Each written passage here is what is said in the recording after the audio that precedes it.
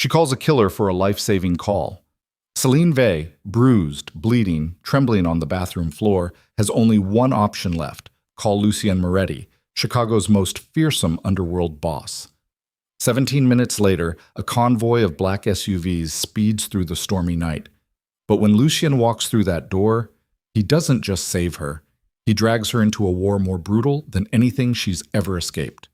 This is a story of love born from the shadows, of bloody redemption, and of the price you pay when you owe your life to the devil. Watch to the end, hit like, and comment the name of the city you're watching in. Let me know how far this story has come. The bathroom tile was cold enough to feel through denim, and Selene Vey noticed that before she noticed the blood. Strange, the things the brain picks up when everything else is falling apart. The grout between the tiles was cracked. The faucet dripped in uneven rhythm. The overhead light buzzed with a frequency that burrowed into her skull like something alive. She sat with her back pressed against the bathtub, knees drawn to her chest, a phone clutched in both hands so tight her knuckles had gone bone white. Her left sleeve was soaked through. Not a deep wound, just a long one where the edge of a picture frame had caught her forearm when Damon threw it. The glass had shattered across her skin like confetti at a funeral. Outside the bathroom door, Damon Cross was losing his mind. "Open the goddamn door, Selene!" His fist hit the wood. The hinges groaned. She flinched so hard she nearly dropped the phone. "You think you can just...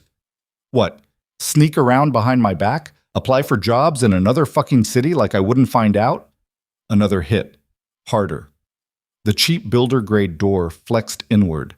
Selene pressed her palm over her mouth to keep the sound inside.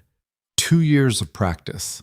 2 years of learning exactly how to make herself small, how to swallow screams until they dissolved into something she could carry silently through her day. She could hear him pacing now, the heavy drag of his boots on hardwood. Then the sound of glass breaking in the kitchen. A bottle, probably. He drank Maker's Mark when he was angry, which meant he drank Maker's Mark most nights. "I gave you everything," Damon shouted, and his voice cracked on the word everything like it meant something sacred to him. "I put a roof over your head. I kept you safe. And this is how you repay me? By running?" The lies came out of his mouth so polished they almost sounded true. That was the thing about Damon. He believed his own fiction. In his version of reality, he was the hero, the protector, the provider, the man who loved too much. The bruises on Selene's ribs were just passion. The isolation was just devotion. The tracking app on her phone was just concern. She'd believed it too once, for longer than she wanted to admit. Her thumb hovered over the contact list. 3 names. That was all she had left. Her mother, who lived in assisted care in Florida and couldn't help even if Selene found the courage to call. A coworker named Diane, who had already stopped returning her texts after Damon showed up at the office and made a scene. And one name she had never called. One name she had saved 2 years ago from an old scratched business card she'd found in a box of childhood things. Lucien Moretti. She hadn't seen him since she was 16. A lifetime ago. A different city, a different version of herself. A girl who climbed chain-link fences in a South Side neighborhood that smelled like diesel and rain-wet concrete. Lucien had been the quiet kid 3 houses down. Skinny, serious, eyes too old for his face. They spent one entire summer together, the kind of summer that burns itself into your memory so deep you can still taste it decades later. Popsicles melting on hot stoops, catching fireflies in jars that they always let go before midnight. He told her once, sitting on the roof of an abandoned laundromat, that he wanted to build something so big nobody could ever take it from him. She didn't know then what he meant. She knew now. Everyone in Chicago knew what Lucien Moretti had become. The name moved through the city like a cold draft, whispered in private casino back rooms, murmured by lawyers who defended men they knew were guilty, traded between cops who understood there were doors they did not open. He was the kind of man news anchors called a suspected figure, because saying what he actually was would invite lawyers nobody could afford to fight. Selene had kept the number because some stubborn, irrational part of her still remembered the boy. Not the empire, not the blood. Just the boy who once walked her home through a thunderstorm and gave her his jacket without saying a word. The door shuddered again. This time, the top hinge popped. Damon laughed, a sound that had stopped being funny a long time ago. You think a bathroom door is going to save you? Come out. We'll talk like adults. I'm not going to hurt you. The lie sat in the air like smoke. Selene pressed call. It rang 3 times. 4. She almost hung up, heart jackhammering against her ribs, telling herself this was insane, this was desperate, this was reaching into one fire to escape another. Hello. His voice was lower than she remembered, flatter, like a man who had trained every ounce of emotion out of his speech the way a fighter trains softness out of his body. Lucien. Her voice came out cracked and wet, barely above a whisper. It's Selene. Selene Vey. Silence. Long enough to be cruel. Long enough for her to think he had already forgotten. Then, I know who you are. 3 words. No warmth, no surprise. Just fact. The door cracked loudly behind her and she gasped, pressing the phone harder against her ear. I'm in trouble. Her throat closed. The words tangled. She couldn't find the language for what her life had become because she'd spent 2 years pretending it wasn't happening. Can you come get me? Another silence. She could hear something on his end. Ambient noise, maybe a car, maybe the hum of a room full of people who did things she didn't want to think about. Then Lucien's voice dropped into something she didn't recognize. Something that sounded like the temperature just fell 30 degrees. Send me the address. She texted it with shaking fingers. Then she sat on that cold tile floor and waited, listening to Damon tear the apartment apart on the other side of the door. And she tried to remember how to breathe. 17 minutes. That's how long it took. She knew because she watched the clock on her phone tick forward, each minute stretching like taffy, each second punctuated by Damon's cursing and the sound of things breaking. At minute 14, Damon went quiet. That was worse. Quiet meant he was thinking. Quiet meant he was planning. Quiet meant the rage was hardening into something calculated and cold. The version of Damon that didn't shout. The version that spoke softly while his hands did things his voice never admitted to. At minute 16, she heard the front door open. Damon's voice, confused. Who the hell are... Then the world detonated. The sound that followed wasn't a knock or a crash. It was an erasure. The front door came off its hinges with a sound like a car wreck. Bodies moved through the apartment with mechanical efficiency. Boots on hardwood, the crack of something wooden breaking, Damon's voice rising from confusion to outrage to fear in the span of 3 seconds. Get off me! What the fuck? Do you know who I am? Nobody answered him. That was the most terrifying part. Whatever was happening on the other side of the bathroom door, it was happening in near silence. Professional silence. The kind of silence that belonged to men who had done this before and would do it again and felt nothing about it either way. Then a single knock on the bathroom door. Controlled. Almost gentle. Selene. Lucien's voice. She opened the door with hands that wouldn't stop shaking. He stood in the hallway like something carved from stone and draped in wet wool. A tailored black coat hung from his shoulders, rain still sliding from the fabric. His hair was dark and slicked back. His jaw was set so tight the muscles in his neck stood out like cables. But his eyes were the thing that stopped her cold. They were the same eyes she remembered from childhood. Dark brown, almost black, intelligent. But whatever warmth had once lived behind them had been replaced by something else entirely. Something that calculated distance, threat, and consequence in the same instant the way a predator calculates the precise moment to strike. Behind him, the apartment looked like a crime scene. Furniture overturned. The kitchen counter cracked clean through. 2 men in dark clothing held Damon against the far wall. His nose was bleeding. His eyes were wide and wild, darting between the men like a cornered animal, trying to figure out which direction to run. Lucien didn't look at Damon. Not yet.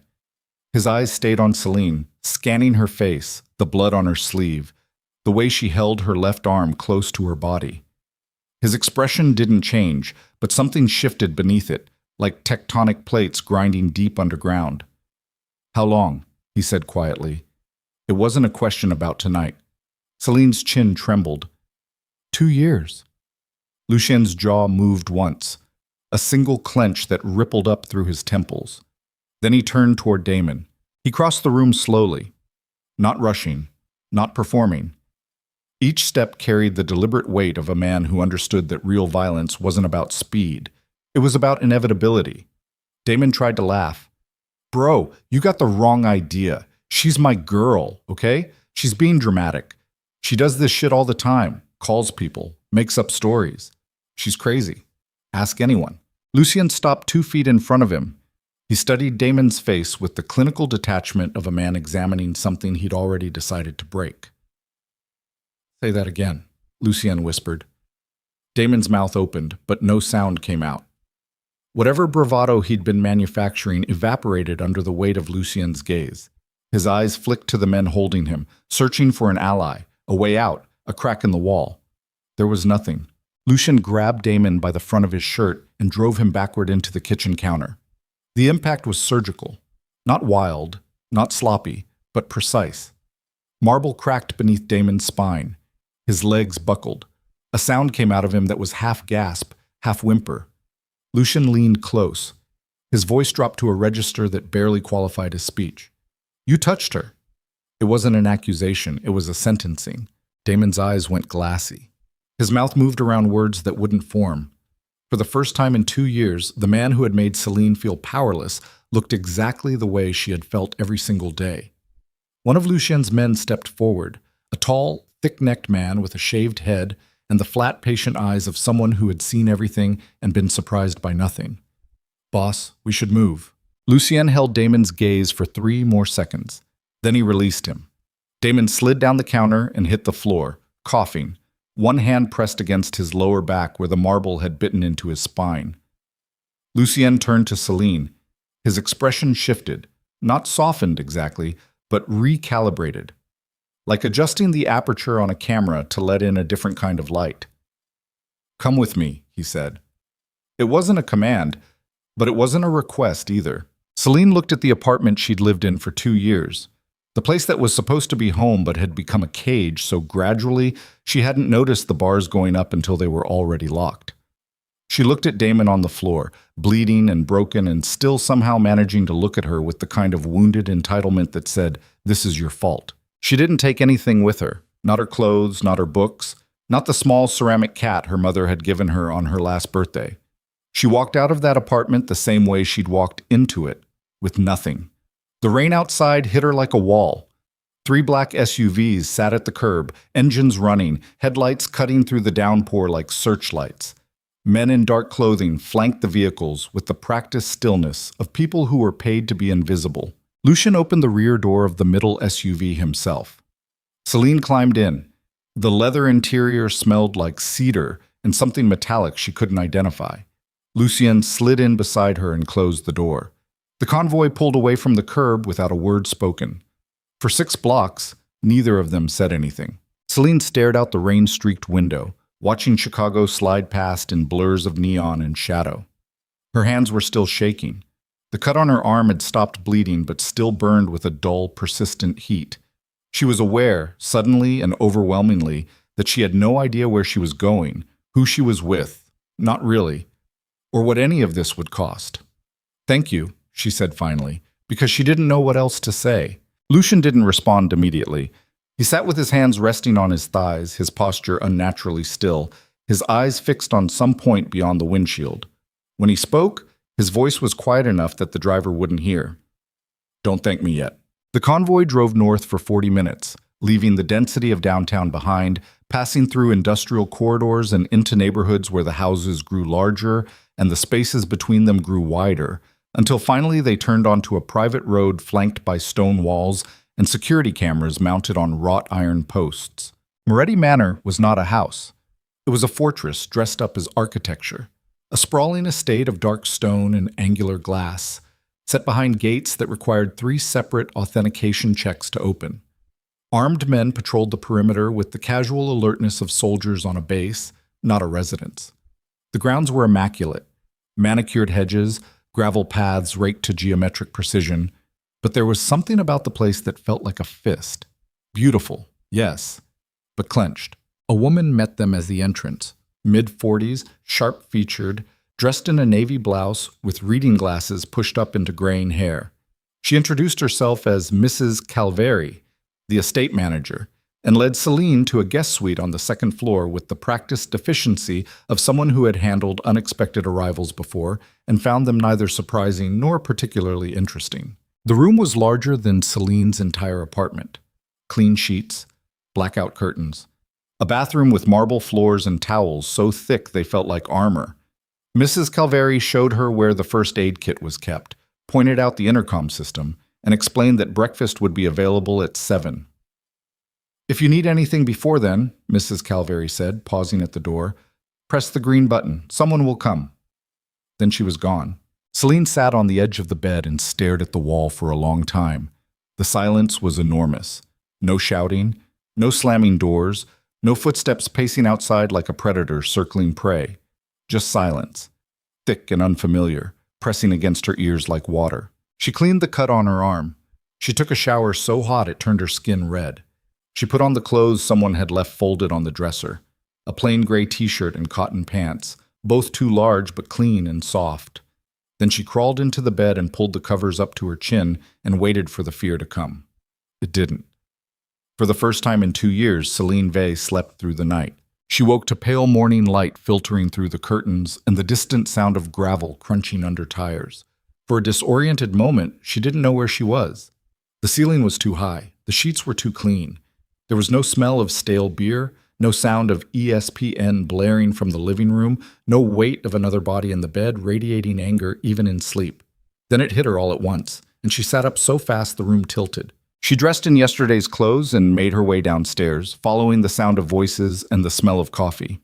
The manor's interior was a study in controlled elegance, dark wood floors, minimal furniture, abstract paintings that probably cost more than her annual salary. Everything was tasteful and expensive and slightly cold, like a museum designed by someone who understood beauty but had forgotten comfort. She found Lucien in a room that might have been called a study, if studies typically contained 3 encrypted phones, a wall-mounted screen showing security camera feeds, and a man disassembling a handgun on a mahogany desk with the casual ease of someone folding laundry. The man with the gun was the same thick-necked figure from last night, introduced now, briefly, as Marco. He looked up when Selene entered, registered her existence with a glance that contained exactly 0 emotional content, then returned to his weapon. Lucien stood by the window with a cup of coffee, looking out at the grounds.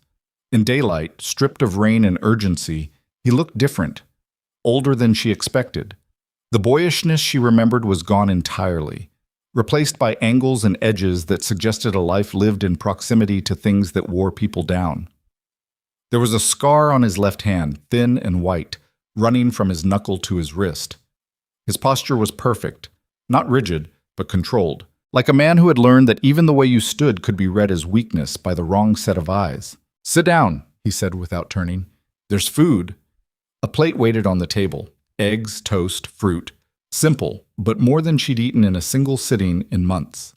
Damon had a way of making even meals feel conditional, rationing affection and nutrition with the same calculated hand.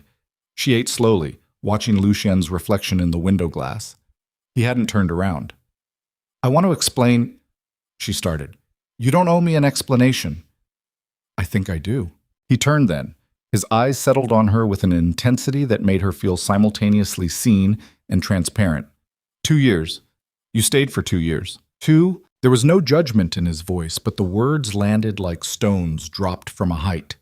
She wanted to explain. The slow erosion of self. The way abuse doesn't arrive like a hurricane, but like a tide. Rising so gradually you don't realize you're drowning until you've forgotten what breathing felt like. She wanted to say that leaving isn't a door you walk through, but a wall you have to claw through with bleeding fingers while someone stands on the other side telling you the wall doesn't exist. Instead, she said, "Yes."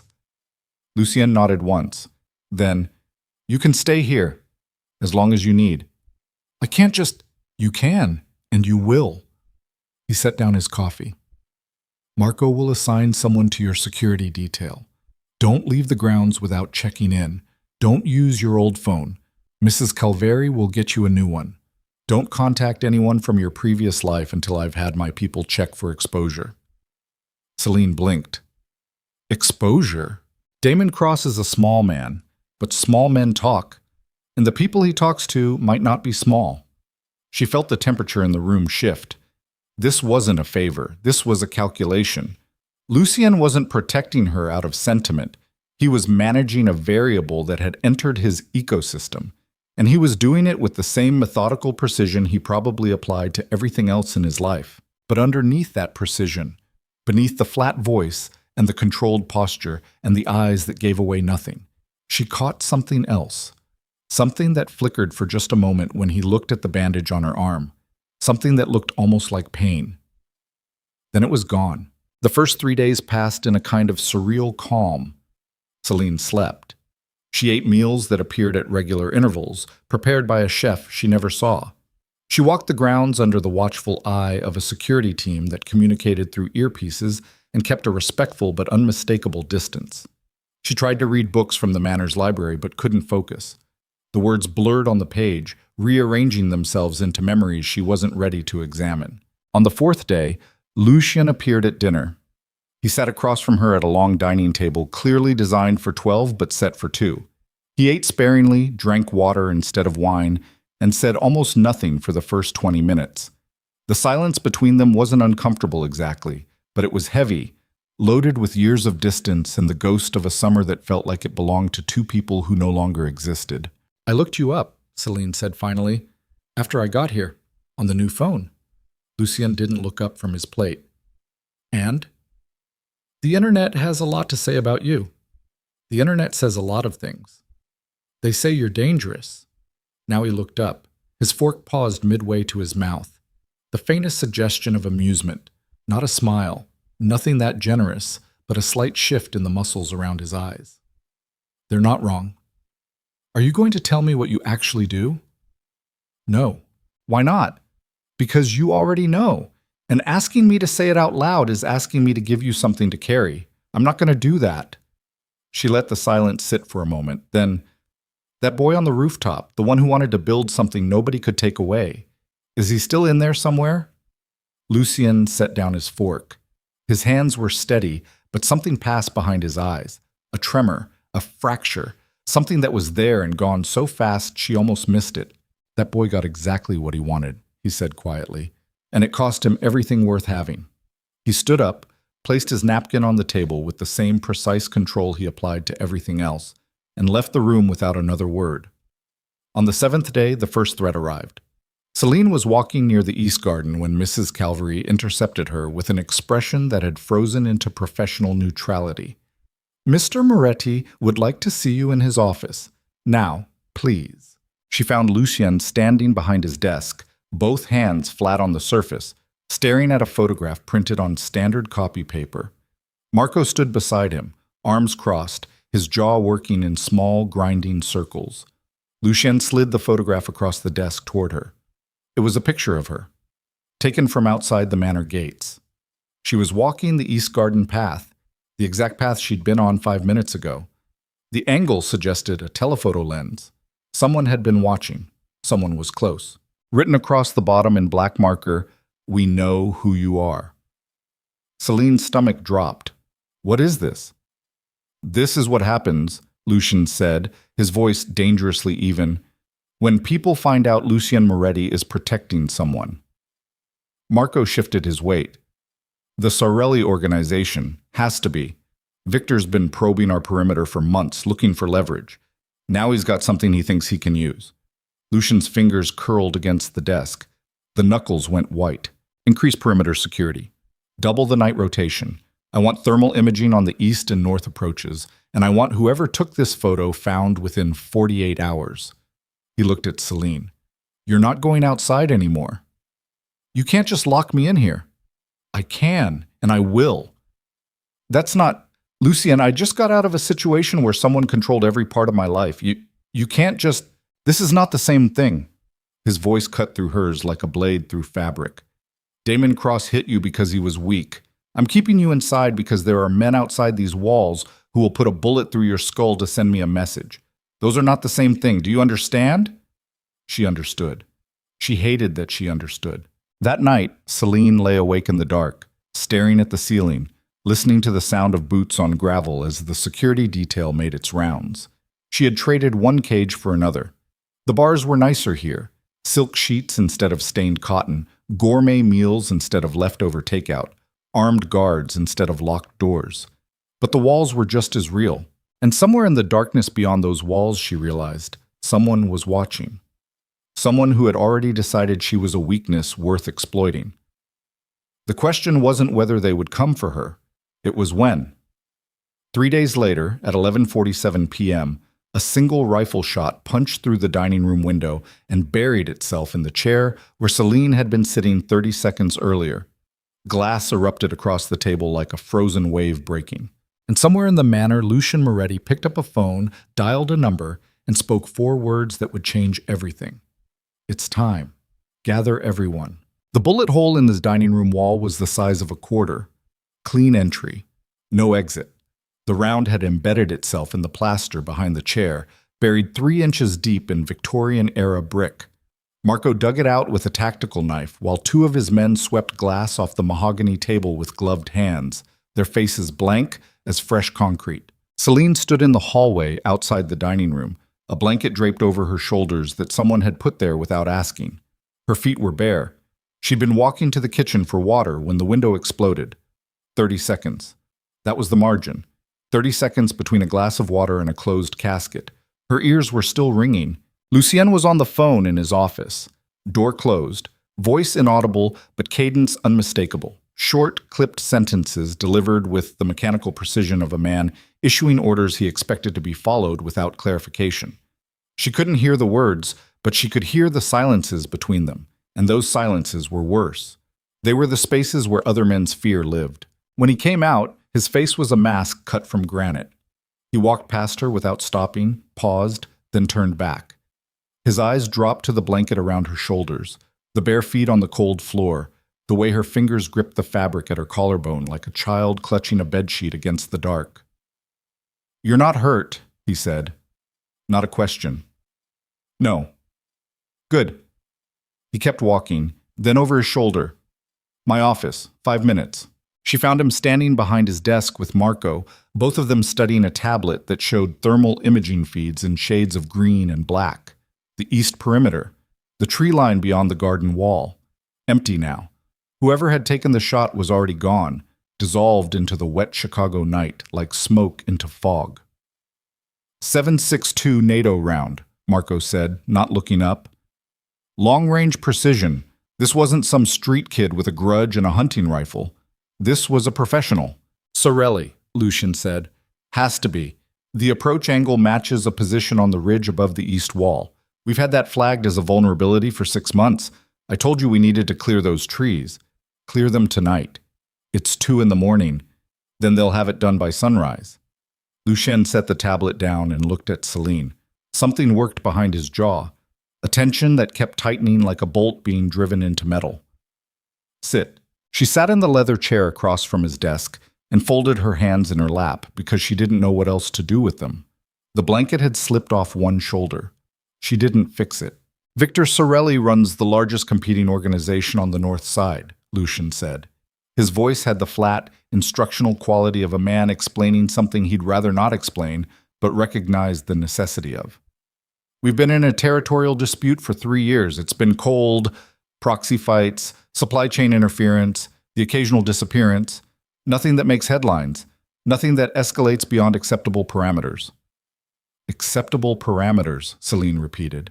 "This business has rules. Unwritten, but real.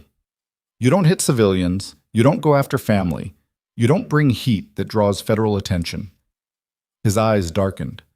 "Victor just broke all 3. Marco crossed his arms. "He's been testing us for months, small moves, probing, seeing how we react. Now he's found something he thinks gives him leverage." "Me," Selene said. Neither man denied it. The weight of that settled over her like a physical thing, like someone had placed a stone on her chest and pressed. She had spent 2 years being a man's possession, his property, his thing to control. She had escaped that only to become something arguably worse, a strategic liability, a pressure point, a crack in someone else's armor that the enemy could pry open with a rifle and a telephoto lens. "I should leave," she said. Lucien's head moved slightly. "No." "Lucien, someone just tried to kill me, in your house. If I leave, they have no reason to If you leave, they'll find you within 72 hours. You have no resources, no infrastructure, no protection. You'd be dead before the weekend. He said it without cruelty, but also without softening. Facts delivered at room temperature. You're staying. You can't just decide that for me. I already did. The words landed between them like a slap. Selene felt her jaw tighten, a reflex she recognized, the same clenching she used to do when Damon told her what she could and couldn't do. Different context, different man, same feeling of walls closing in. You sound like him, she said quietly. The room went very still. Marco took a step back. Not physically, but something shifted in his posture, a pulling away that said he wanted no part of whatever was about to happen. Lucien stared at her. For 3 full seconds, his expression didn't change. Then something cracked behind his eyes. Not anger, not hurt, but something rawer than both. Something that looked like it had been buried deep, and she'd just put a shovel through the topsoil. Don't, he said softly. Compare me to that man. Then don't act like him. Silence stretched between them like a wire being pulled taut. Selene's heart was hammering, but she held his gaze. 2 years of looking at the floor when a man raised his voice. 2 years of making herself small, and she was done. Whatever Lucien Moretti was, criminal, killer, king of a world she didn't understand, she would not give him the version of herself that Damon had built. That woman was dead on a bathroom floor 10 days ago, and she was never coming back. Lucien broke eye contact first. He turned to the window, and when he spoke, his voice had changed.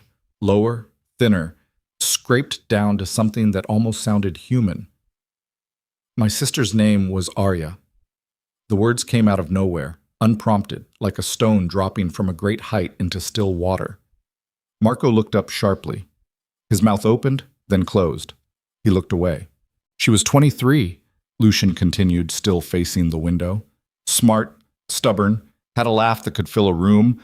She got engaged to a man named Daniel Voss. Old money, good family, the kind of guy who shakes your hand and makes you feel like you owe him something. Everyone loved him. My mother loved him. Arya loved him. He paused. Selene watched his reflection in the window glass. His face was completely still, but his left hand, the one with the thin white scar, had curled into a fist at his side. The first time he hit her, she told me she walked into a door.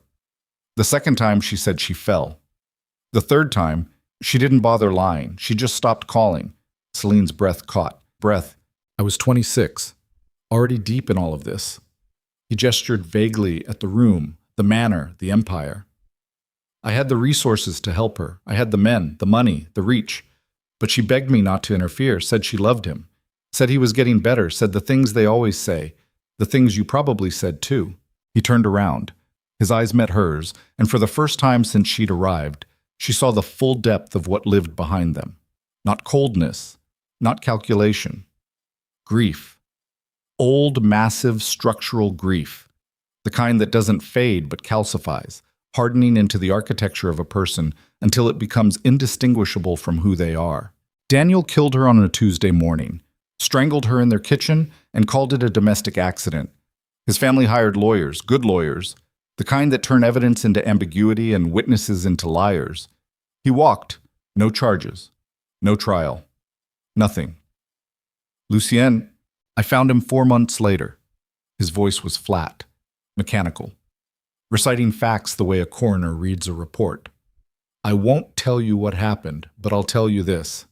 After that night, I made a decision. No one in my city hurts someone weaker than them and walks away. No one. Not a husband, not a boyfriend, not a stranger in a parking lot. I built everything you see around that one principle. He stepped closer. Not threatening, not exactly, but the air between them compressed. So when you tell me I sound like him, understand what you're saying, understand who you're saying it to. I am a lot of things, Selene. Most of them are ugly, but I am not that. I will never be that. The silence that followed was thick enough to touch. Selene wanted to say something, an apology, an acknowledgement, something that bridged the gap between them, but the words felt inadequate against the scale of what he'd just given her. He'd opened a door he clearly kept locked, showed her the room behind it, and now he was already closing it again, his face resetting to its default neutrality like a screen going dark. Marco, Lucien said, turning away. Double the interior patrols. I want motion sensors on every window. And get me everything we have on Sorelli's current operations. Supply chains, personnel, safe houses, everything. Marco nodded and left without a word. Selene stood up. Her legs felt shaky. What are you going to do? Lucien looked at her over his shoulder. The grief was gone. The vulnerability was gone. What remained was something older and harder. The face of a man who had decided, a long time ago, that the only way to survive was to become the thing the world feared. What I always do, he said. 3 days passed in a state of controlled siege. The trees beyond the east wall were cut down in a single night, a crew of 8 men working with chainsaws and floodlights until the ridge was bare and exposed, offering no cover for 100 yards in every direction. Additional cameras were installed, motion sensors, pressure plates buried beneath the gravel paths. The manor transformed from a fortress into something closer to a military installation, humming with quiet, constant vigilance. Selene barely saw Lucien during those 3 days. He was in meetings, behind closed doors with men she didn't recognize, men who arrived in unmarked cars and left the same way, men whose faces she never saw twice. Marco moved through the house like a shadow, always on the phone, always armed, always scanning the room when he entered as if checking for threats, the way other people checked the weather. On the second day, Selene found a gym in the manor's east wing. Not a home gym, a full professional setup, heavy bags, speed bags, a ring. She started hitting the heavy bag because she needed to hit something. Her form was terrible. She didn't care. The impact traveled up through her knuckles and wrists and forearms, and each shock was a sentence she'd never said to Damon, a scream she'd swallowed, a night she'd spent rigid in bed pretending to sleep while he breathed bourbon fumes into the dark. She hit the bag until her hands bled. Then she wrapped them in gauze from the first aid kit and hit it again. On the third day, Marco found her in the library. He stood in the doorway with his arms crossed, looking at her the way a mechanic looks at a part that doesn't fit the engine. His expression wasn't hostile exactly, but it wasn't friendly. It was the expression of a man performing a cost-benefit analysis on a human being. "Can I help you?" Selene asked. "I need to ask you something," Marco said, "and I need you to answer honestly." "Okay." "Your ex, Damon Cross. After we pulled you out of that apartment, where did he go?" Selene blinked. "I don't know. I assumed—" "We left him on the kitchen floor, roughed up but breathing. That was 10 days ago. Since then, he's gone dark. No credit card activity, no phone pings. His apartment's been cleared out." Marco stepped into the room. "People don't just disappear, Selene. Not in this city. Not without help." The implication crawled up her spine. "You think he's working with someone? I think a man like Damon Cross, humiliated, angry, obsessive, is exactly the kind of asset Victor Sorelli would pick up. Desperate men are useful.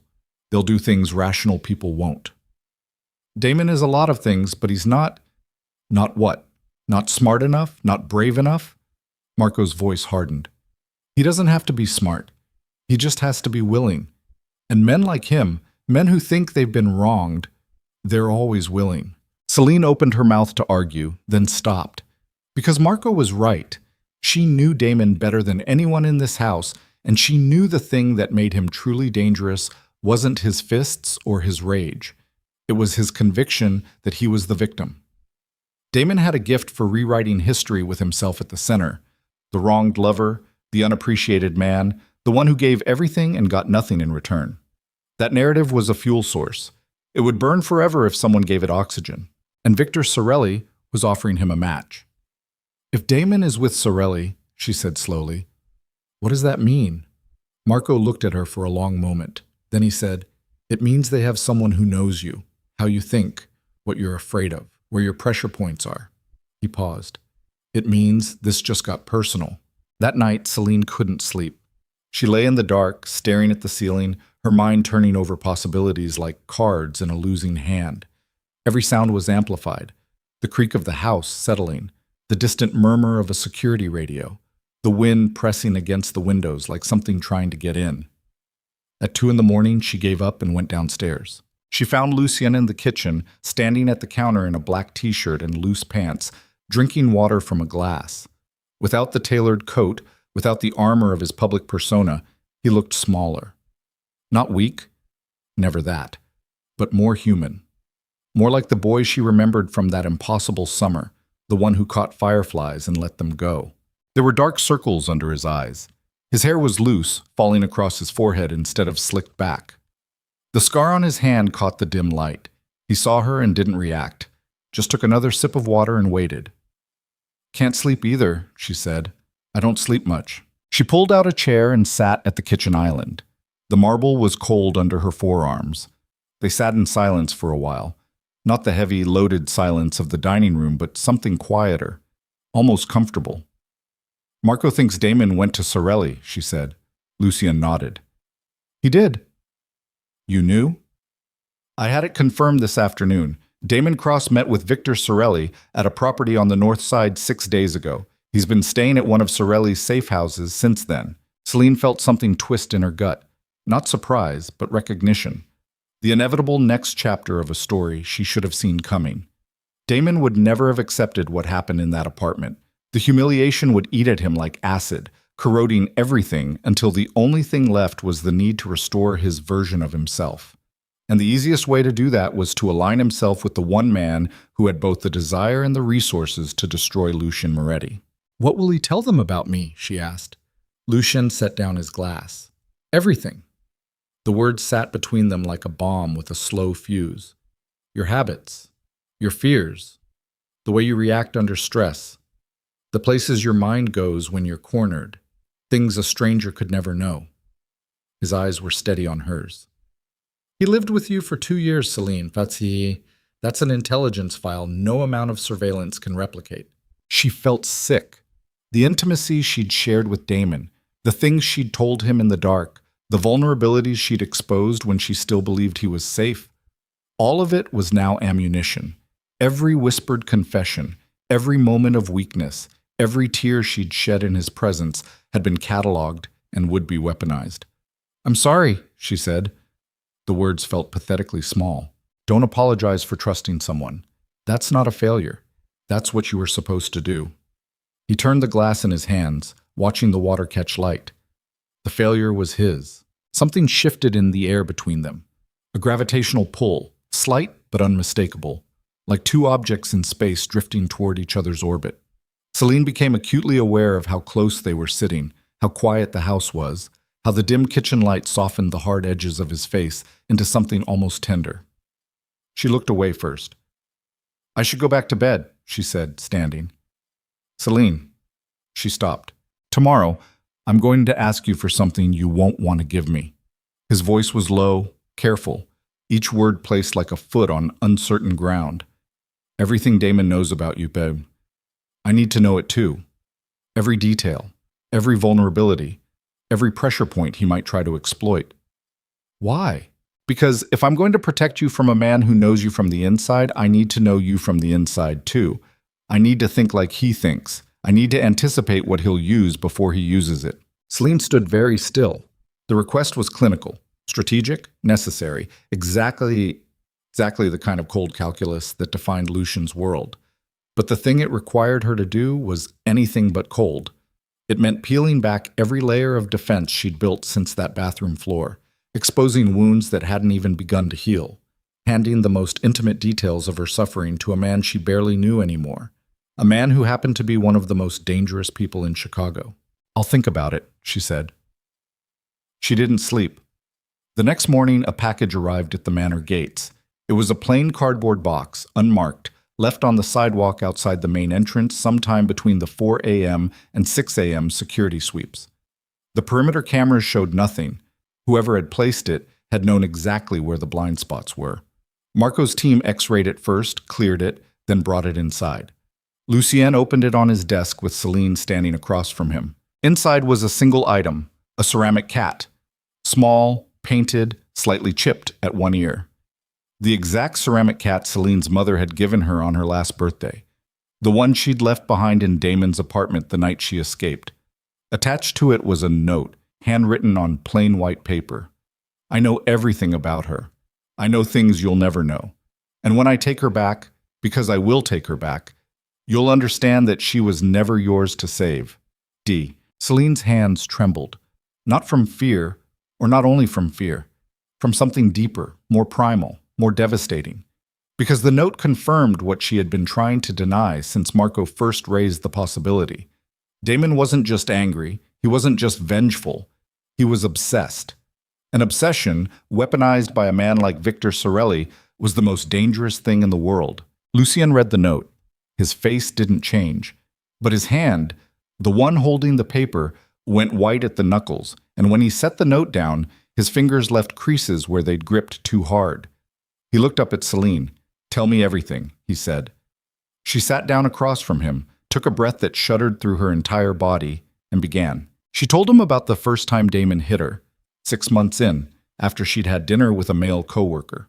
She told him about the isolation, how Damon systematically severed every relationship in her life until she existed in a vacuum with him at the center. She told him about the tracking app, the monitored emails, the way he would read her text messages while she was sleeping and confront her in the morning with things she'd written that he'd twisted into evidence of betrayal. She told him about the night she spent lying awake planning how to leave, and the morning she spent talking herself out of it because he'd wake up gentle and sweet and say things that almost made her believe the good version was real and the bad version was the aberration. She told him about the shame, the bone-deep corrosive shame of being a smart woman who stayed, of knowing intellectually that she should leave, and not being able to convert that knowledge into action because the wiring of her survival instincts had been so thoroughly scrambled that danger felt like home. Lucien listened without interrupting, without moving. His face remained still, his hands folded on the desk, his breathing even. But his eyes absorbed every word with an intensity that bordered on violent, as if each sentence Selene spoke was being filed, cataloged, and cross-referenced against a growing ledger of debts that would eventually come due. When she finished, the room was very quiet. Lucien stood up, walked to the window, and placed his palm flat against the glass. He stood there for a long time, looking out at the stripped tree line and the bare ridge beyond the east wall. When he spoke, his voice was barely audible. "Marco." Marco materialized in the doorway. "Boss, pull the files on every property Sorelli controls north of the river. Safe houses, warehouses, front businesses, everything. I want surveillance teams deployed within 24 hours." He turned from the window. His face had changed. The controlled neutrality was gone, replaced by something harder, more focused. The expression of a man who had just received confirmation of something he'd been waiting for, and was now calibrating his response with lethal precision. "And reach out to Dominic Strauss." Marco's expression flickered, the first genuine emotion Selene had seen on his face, something between surprise and concern. "Strauss. You sure? Tell him I'm calling in the favor." Marco held Lucien's gaze for a beat, then nodded and left. Selene looked at Lucien. "Who is Dominic Strauss?" Lucien didn't answer immediately. He picked up the ceramic cat from the desk, turning it over in his hands, studying the chipped ear, the faded paint. Then he set it down gently, more gently than she'd seen him handle anything since she arrived. "Someone who changes the rules," he said. "Someone I hoped I'd never have to call." He looked at her, and in his eyes she saw something she hadn't seen before.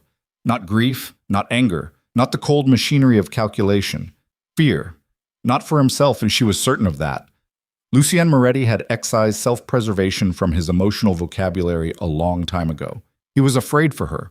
"Whatever happens next," he said quietly, "stays between us. You don't talk to Marco about this. You don't talk to Mrs. Calveri. You don't write it down or put it on a phone. What I'm about to do, there's no coming back from it. For either of us." Selene felt the ground shifting beneath her feet. The room, the manor, the carefully constructed fortress. All of it suddenly felt temporary, fragile, like a house of cards in a room where someone had just opened a window. "What are you going to do?" she whispered. Lucien picked up the note Damon had sent. He read it one more time. Then he folded it precisely in half, then in quarters, and placed it in his breast pocket, the way another man might pocket a photograph of someone he loved. "I'm going to end this," he said. "All of it. Sorelli, Damon, the organization that's been hunting you. Every thread, every connection, every person involved." His voice dropped to something that barely registered as sound. "And when it's done, Selene, when the dust settles, you're going to have to decide whether the man who's left standing is someone you can live with. Because the things I'm about to do won't be clean. They won't be just. and they will follow me for the rest of my life. He held her gaze, and for one raw, unguarded moment, the mask fell completely. She saw him. Not the crime lord, not the phantom king, not the ruthless architect of an underground empire. Just a man standing at the edge of something irreversible, knowing exactly what it would cost him, and choosing to pay it anyway. "You don't have to do this," she said, though even as the words left her mouth, she knew they were useless. He was already gone. The decision had been made somewhere deep inside him, in the place where Arya still lived and died and lived again every time he closed his eyes. Lucien turned away from her and walked toward the door. He stopped with his hand on the frame, his back to her, his shoulders rigid beneath the black fabric of his shirt. "Lock your door tonight," he said without turning around. "And don't come downstairs, no matter what you hear." Then he was gone, and Selene was alone in the office with a chipped ceramic cat and the growing, suffocating certainty that the man who had saved her was about to become something neither of them could take back. She locked the door. She sat on the edge of the bed in the dark and listened to the manor breathe around her. The subtle hydraulic hiss of the security doors sealing themselves on the ground floor, the crunch of gravel under boots as the night patrol doubled its rotation, the distant murmur of men speaking in low, urgent frequencies she couldn't decode from 2 floors up. At some point past 3 in the morning, she heard vehicles, multiple engines. Not the quiet, controlled arrival of Lucien's usual convoy, but something more. The sound of organized departure, of machinery being set in motion. She went to the window and pulled back the curtain just enough to see. 4 SUVs and a cargo van moving through the front gate in single file, headlights cutting the fog, no markings, no identifiable features, nothing that would survive scrutiny if someone ran the plates. They were gone within 90 seconds. The gate closed behind them like a mouth swallowing something whole. Selene let the curtain fall. She didn't sleep. She lay on top of the covers with her shoes still on, staring at the ceiling, counting the structural cracks in the plaster, the way she used to count her breaths when panic tried to eat her alive in that bathroom on Dearborn Street. The ceramic cat sat on the nightstand beside her, its chipped ear facing the wall. She'd turned it that way because she couldn't stand looking at it. The casual violence of Damon having kept it, having carried it across the city, having used her mother's gift as a delivery mechanism for his obsession.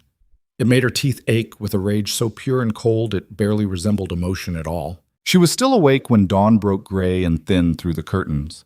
Mrs. Calvary knocked at 7. "Breakfast, Miss Vey?" Selene came downstairs to find the manor running on reduced staff. The kitchen was quiet, the usual background activities stripped away. Marco sat at the island eating toast with the methodical, joyless efficiency of a man fueling a machine. He didn't look up when she came in. "Where is he?" she asked. "Out." "Out where?" "Out." Marco turned a page of the folded newspaper in front of him. Physical newspaper, actual ink on paper, the kind of deliberate analog existence that men like him maintained because digital left trails. "He'll be back when he's done." "Done with what?" Marco set down his toast.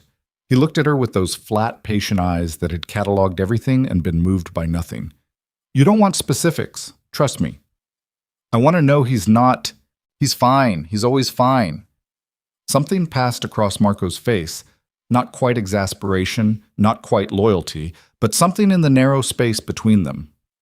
"He's been doing this for 15 years. The man doesn't know how to not be fine. It's honestly more disturbing than reassuring if you think about it too long, so I'd recommend not thinking about it." Selene poured herself coffee and sat down 2 seats away from him. They ate in silence. Outside, a light rain had started.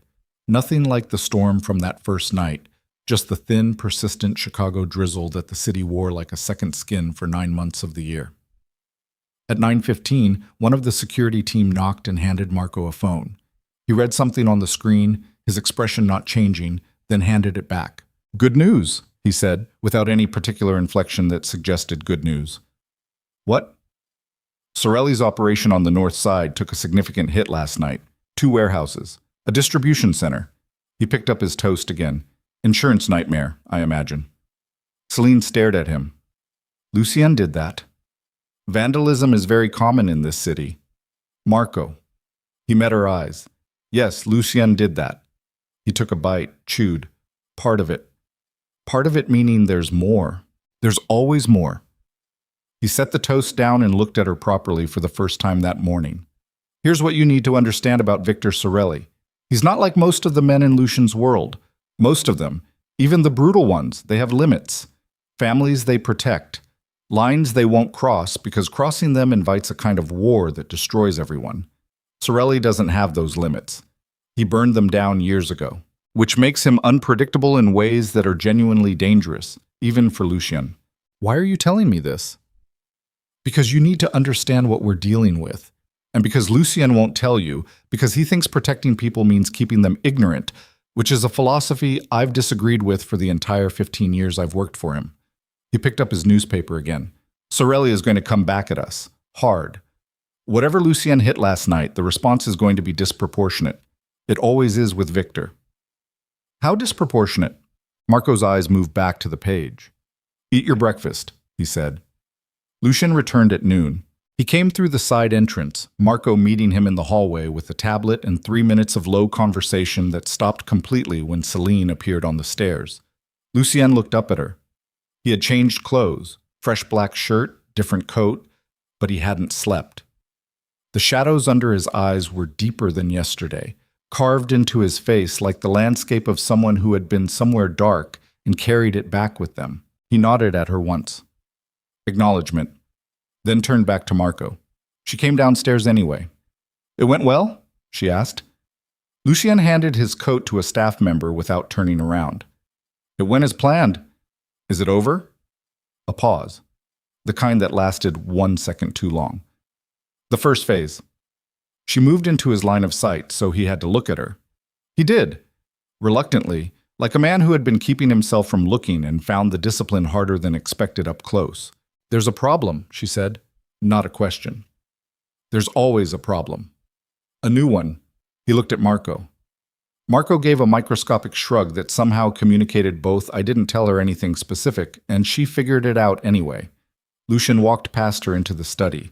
She followed without being invited.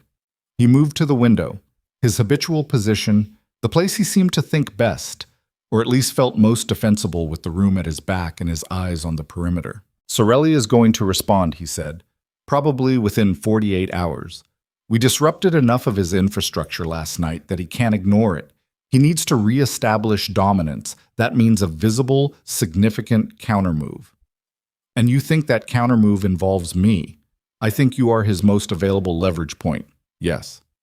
So last night made things worse. Last night was necessary. That doesn't answer what I said. He turned from the window. His jaw was tight, the muscles working beneath the skin in that characteristic tell she'd already learned to read. In the short term, yes. In the long term, no. We have to hit hard enough that he recalculates the cost of continuing. Right now, Sorelli believes going after you is a viable strategy because he thinks you make me reactive, irrational.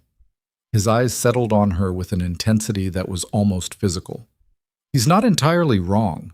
The admission hung in the air between them. It was the most honest thing he'd said in 2 weeks. Before she could respond, Marco appeared in the doorway. His phone was in his hand and his face had changed. The flatness replaced by something tighter, a compression of his features that she was beginning to recognize as the expression he wore when things had gone wrong in ways that required immediate response. Boss, he said. Lucien turned. One look at Marco's face and something shifted behind his eyes. The transition from measured control to something harder and faster, a gear shift so practiced it was almost invisible. What? Dominic Strauss is here. A silence. Then, he's early. He drove up from the south side, said he didn't want to communicate by phone. Marco's eyes moved briefly to Selene, then back to Lucien. He brought someone with him, someone you need to see. Selene watched Lucien's expression cycle through something she couldn't fully read. Surprise was in there, and calculation, and underneath both of those, something that looked uncomfortably like dread. Not the dread of danger, the dread of information, the dread of a man who has a premonition that what he's about to hear will rearrange everything. Give us the room, he said to Selene. No. He looked at her. Whatever this is, she said, it involves me. You told me last night there was no going back. That means I'm in this completely. Or you take me outside those gates, and I disappear on my own. Those are the only options. For 3 seconds, Lucien Moretti, the man who ran a criminal empire through a combination of fear, intelligence, and the absolute expectation of obedience, stared at a woman with bandaged hands and borrowed clothes and said nothing. Then, fine. Dominic Strauss was a small man in an expensive suit, early 60s with silver hair worn short and neat, hands that were manicured with the self-conscious precision of someone who had grown up without money and spent the rest of his life manufacturing signals of its presence. He moved through the manor's study with the authority of someone who had been in rooms like this before and had never been the smallest power in them. Beside him stood a young woman, late 20s, dark-haired, slight. Her eyes were red-rimmed. She held a manila folder against her chest with both arms crossed over it, the way a person holds something when they're afraid someone will take it from them. Strauss shook Lucien's hand. No warmth, but respect. The transactional respect of two men who had measured each other across a long history and arrived at a particular equilibrium. His eyes moved to Selene with professional curiosity, registered her, filed her, moved on. Lucien, Strauss said. His voice was dry and precise, each word exactly as long as it needed to be. This is Dr. Nadia Voss.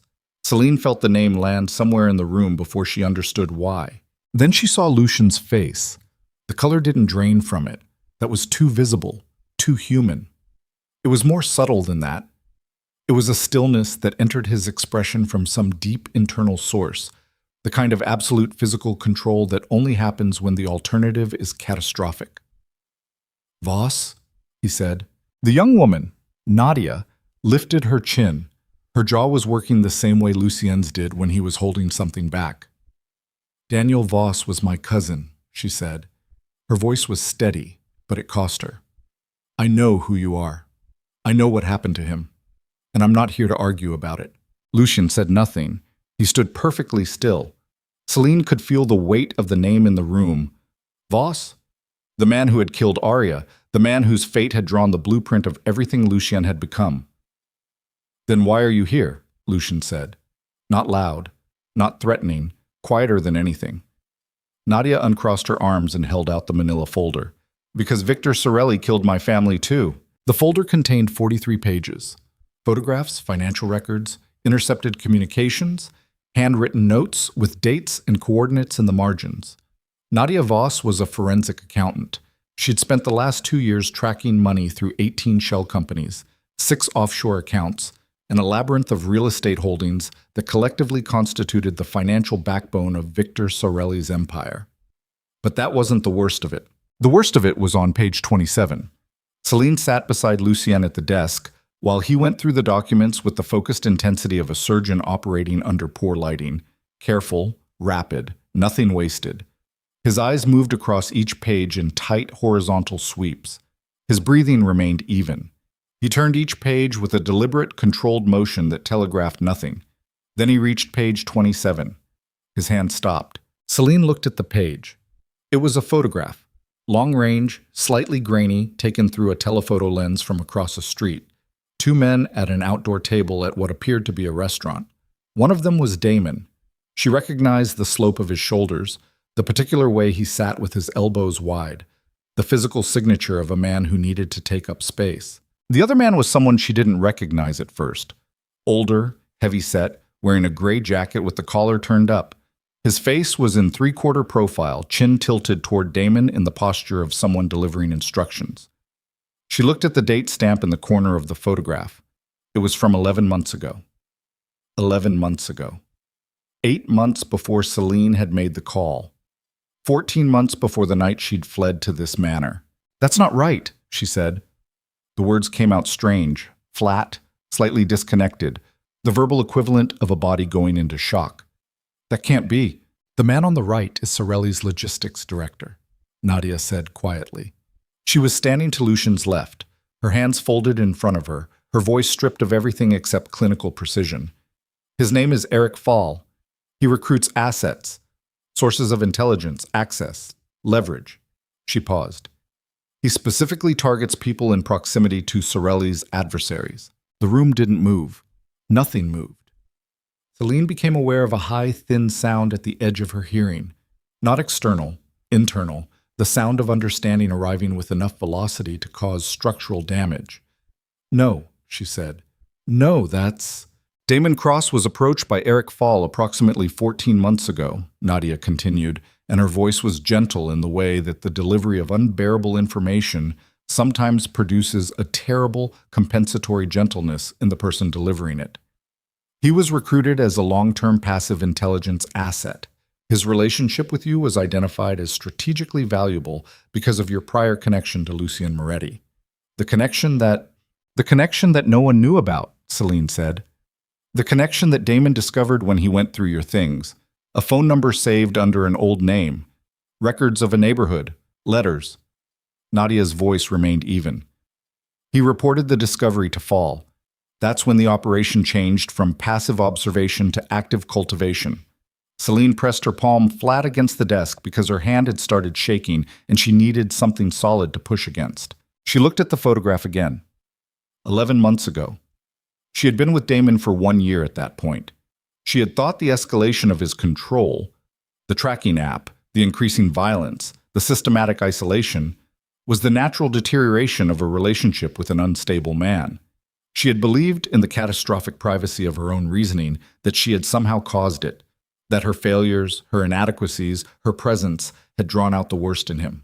It had been a program, a blueprint, an engineered acceleration designed to make her more desperate, more isolated, more dependent, designed to manufacture the conditions under which she would, eventually, do exactly what she had done. Call Lucien Moretti. "They used me," she said. Her voice came from somewhere outside herself, from a great distance, like a transmission from a dead star. "Damon and Sorelli, they used me to get to Lucien." Nobody in the room said anything. The silence was its own confirmation. The whole thing. 2 years. Her throat closed. She forced it open. Every time he hit me. Every time he took away something else. He wasn't just... She stopped. She couldn't finish the sentence because finishing it required acknowledging something so enormous and so evil that her mind kept sliding off the edge of it like a hand slipping from wet glass. Damon had not simply been an abusive man who had found leverage in her vulnerability. He had been an instrument. He had been deployed. The violence had been real. She carried the evidence in her body, in the flinch reflex she'd spent 2 weeks trying to unlearn, in the way she still automatically checked all the exits when she entered a room. The pain had been real, but beneath it, wrapped around it, using it as a delivery mechanism, beneath all of that had been a plan. Lucien set page 27 down with perfect, terrible care. He stood up. He walked to the window. He stood there for a long time with his hands at his sides, his back to the room. His breathing was controlled, in through the nose, held, out. The discipline of a man managing something that could not be allowed to surface here, in front of witnesses, in front of her. "How long have you had this?" he asked Strauss. Strauss shifted his weight, a tell. "The full picture, 3 days." Lucien turned around. The expression on his face was the most frightening thing Selene had seen since she'd arrived at this manor. Not because it was angry. It wasn't angry. It was surgical. The face of a man who had just received the coordinates of something that needed to be excised and was already calculating the most efficient method of removal. 3 days, he said. "I needed to verify—" 3 days, Dominic. Strauss met his gaze without flinching. To his credit. "I verified it first. I wasn't going to bring you something this significant and be wrong. That's not how I operate, and you know that." The tension in the room had the particular quality of 2 sources of enormous pressure pressing against each other from opposite directions. The kind of structural stress that didn't announce itself until everything collapsed at once. "What else?" Lucien said. Strauss glanced at Nadia. Nadia reached into the folder and withdrew a single sheet of paper. She placed it on the desk in front of Lucien. She didn't look at it. She looked at the wall. Lucien looked at the page. His eyes moved across it once. Then he closed them, just for a moment. 1 second, eyes closed, the lines of his face and the unguarded architecture of something being accepted. Then his eyes opened and he was back, contained, controlled, present. "Show me," Selene said. "Selene, show me." Lucien slid the paper across the desk. It was a layout, a building plan. hand-drawn but detailed, annotated in a small, precise script. She recognized the shape before she understood it. The entrance configuration, the room placement, the security camera positions. It was the manor. Someone had given Victor Sorelli the floor plan of Moretti Manor, not the official architectural drawings. This was observational intelligence, the kind of map you draw when you've been inside a building, when you've walked its corridors and counted its rooms and noted the camera angles from within. This couldn't have been assembled from outside surveillance alone. "Someone inside," Marco said from the doorway. His voice was completely flat. "Someone who's been in this house." Lucien picked up the floor plan and held it at arm's length, studying it the way a doctor holds an X-ray to the light, looking for the exact location of the break. "The East Garden path," he said quietly. "The camera blind spots." He lowered the paper. "Someone told them where to stand to take that photograph of you. Someone told them where the dining room windows were weakest." He set the paper down. "Someone guided that sniper." The floor of Selene's understanding dropped away. "There's a person inside this house," she said, "working for Sorelli." "There was," Lucien said, and the past tense carried in it a gravity that she didn't ask him to explain. Marco stepped fully into the room. "We identified a candidate this morning, one of the security rotation members. Came on staff 4 months ago through a referral I can no longer verify as clean." His jaw worked. "He left for a shift rotation at 6 a.m. He hasn't been seen since." "He ran," Strauss said. "He ran," Marco confirmed. The two words carried the weight of a verdict. Selene looked at Lucien. He was very still, the way he got still when something was happening inside him that he refused to let reach the surface. But she could see it. In the tendons of his hands, in the particular quality of his breathing, in the faint line between his brows that appeared when the machinery of his control was working at maximum capacity. He had built this fortress, this empire, this armored life, and someone had been inside it the entire time, opening doors for the enemy. He had trusted the structure of his own creation, and the structure had been compromised. For a man whose survival had always depended on the absolute integrity of his walls, this was not just a security failure, it was existential. "The floor plan shows the panic room," Nadia said quietly. Everyone looked at her. She met Lucien's eyes. The notation next to it says "confirmed occupied." The words arranged themselves in Selene's mind with a horrible, unhurried clarity. They knew she was here. They knew exactly where she was. They knew the building. They knew the security rotation. They had an operational map of every defense Lucien had built around her, drawn by a man who had been living inside those defenses for 4 months. 48 hours. Marco had said Sorelli would respond within 48 hours. "When is it?" Selene asked. Her voice was steady in a way she didn't understand, the stillness of a body that has already processed the shock and arrived at something colder on the other side. "Whatever they're planning, when?" Lucien looked at Strauss. Strauss checked his watch. "Based on the communications Nadia intercepted." He paused. The pause lasted too long. "Tonight." The word landed in the room like a stone dropped down a well. Everyone in the room heard the distant splash. "Tonight." Selene stood up. Her legs were steady. Her hands had stopped shaking. She felt, in a way she hadn't expected and couldn't entirely explain, completely clear. The terror was there. She wasn't numb. She wasn't in denial. But beneath the terror was something harder and colder that had been building since the bathroom floor, since the ceramic cat on the nightstand, since the photograph of Damon at a table with a man who had been engineering her suffering for 14 months. She looked at Lucien. "Tell me what to do," she said. He looked at her for a moment. Really looked the way he had in the hallway the first night, scanning her face with those dark analytical eyes. Except this time, what he was calculating wasn't damage. It was capability. He was looking at her the way he looked at everything in his world, assessing what it could withstand, what it could be used for, whether it would hold. Whatever he found in her face, he held it in his gaze for 3 seconds before responding. "Marco," he said, not breaking eye contact with Selene. "Get her a vest. Then get everyone on the first floor." He picked up the floor plan one more time and looked at it in the gray morning light filtering through the study windows. His own house rendered in someone else's hand, its secrets laid bare in pencil strokes and careful notation. He looked at it the way a man looks at the blueprint of the trap he's already standing in. Then he folded it in half and tucked it into his breast pocket right beside Damon's note. "We're not running," he said. "We're not evacuating. We're not giving them the satisfaction of watching us scatter." His voice had dropped to its lowest register, the frequency that had nothing to do with volume and everything to do with the particular quality of absolute, immovable resolve. Marco moved toward the door. Strauss moved toward the door. Nadia Voss stood still, her arms at her sides, her eyes on Lucien with an expression that contained something complex and unresolved.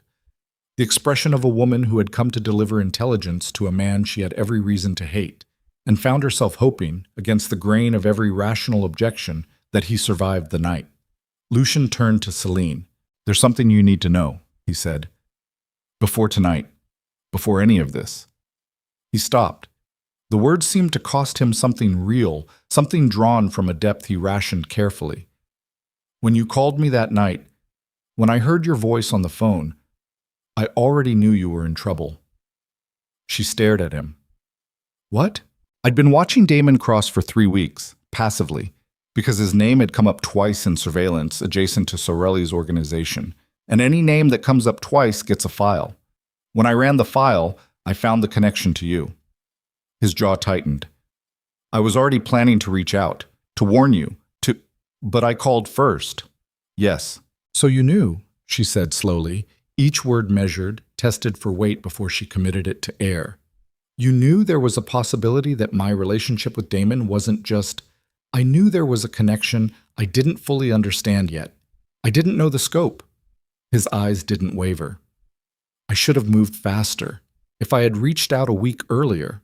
"Don't," she said, sharp, immediate. "Don't do that. That's not..." She stopped, breathed, recalibrated. "That's not on you. None of what Damon did is on you." Something shifted in his expression, fractured, almost imperceptibly. "You came to me because of a number on a piece of paper from a box of childhood things, because of a summer that was 30 years ago." His voice was very quiet. "And what followed that call, what you walked into when you came here, was my choice," she said. He held her gaze. "I need you to stay close to Marco tonight," he said finally. "Whatever happens, wherever he goes, you go. Do not separate from him under any circumstances. Do you understand?" "Yes." "And Selene." He took a single step toward her, not close enough to touch, but close enough that she could see the full complexity of what lived behind his eyes. The grief and the guilt and the thing she still didn't have a name for, the thing that had been building in the space between them since the first night in the rain. "Whatever you think of me after tonight, whatever I become in the process of ending this, I need you to remember one thing." Outside the study windows, the drizzle had thickened into something that might become rain by nightfall. The security team was assembling on the grounds, visible through the glass as dark shapes moving with purpose through the gray afternoon light. The manor was shifting, reorganizing itself from refuge into stronghold, from home into battlefield. "What?" she asked. Lucien Moretti looked at her for a long, still moment. Then he said the only true thing he'd said since the night she called him.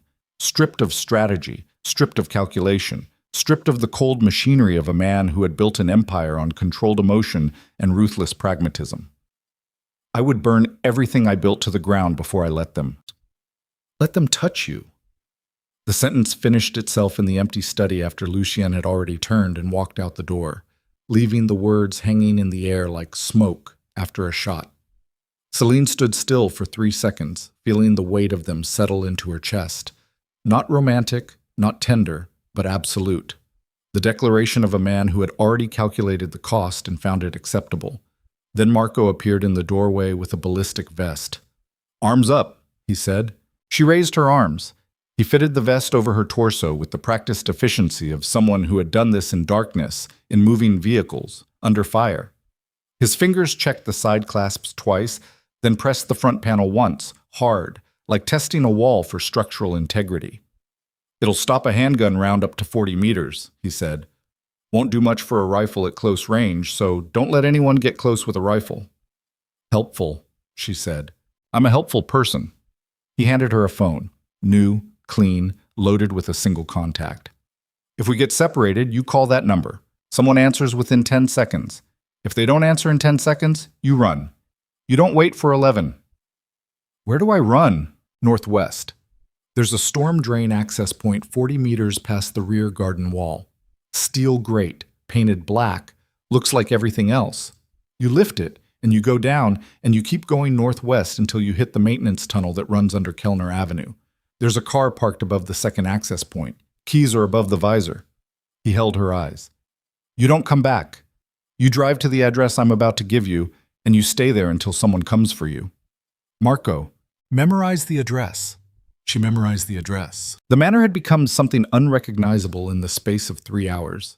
The aesthetic of controlled elegance was gone, stripped away by the functional brutality of preparation. Furniture had been moved to create clear sightlines through the ground floor rooms. Windows that faced the perimeter were covered with ballistic film, thin, almost invisible, the kind that prevented glass from fragmenting into shrapnel on impact. Men Selene had never seen before moved through the corridors with weapons she couldn't name, their faces arranged in the specific blankness of trained professionals who had decided at some point in their lives that emotion was a resource too expensive to spend on the job. Lucien stood at the center of it like a fixed point, the eye of a system that revolved around him, drawing its organization from his stillness. He spoke to people in short exchanges. He reviewed feeds on a tablet. He moved from room to room with the unhurried deliberateness of a man who understood that urgency was a form of information, and he had no intention of broadcasting it. At 4 p.m, Nadia Voss found Selene in the kitchen. She set a cup of tea on the counter and pushed it toward Selene without asking if she wanted it. Then she stood across the island, both hands wrapped around her own cup, and looked at the window. "You should eat something," Nadia said. "I'm not hungry." "That's not actually relevant." Selene looked at her. This woman, this forensic accountant who had spent 2 years disassembling Victor Sorelli's financial empire as an act of private grief and revenge, had the quality of someone who had been living on the edge of something catastrophic for so long that the edge itself had become comfortable. "Why did you bring this to him?" Selene asked. "Of all the people you could have taken this to, why Lucien Moretti?" Nadia turned her cup in her hands. "Because the people I could have taken it to legally would have buried it in a filing system for 3 years and then settled for a fine that Sorelli would have paid without blinking." She looked at Selene directly. "And because Victor Sorelli ordered the car accident that killed my mother and my brother 6 months ago when he found out I was looking at his books." Her voice was steady in the way that only comes after a very long time of practicing steadiness in private. "I don't want a fine. I want it finished." "And Daniel Voss," Selene said carefully. "Your cousin." Nadia was quiet for a moment. "Daniel was cruel," she said at last. "I loved him when we were children. I didn't understand what he was until much later.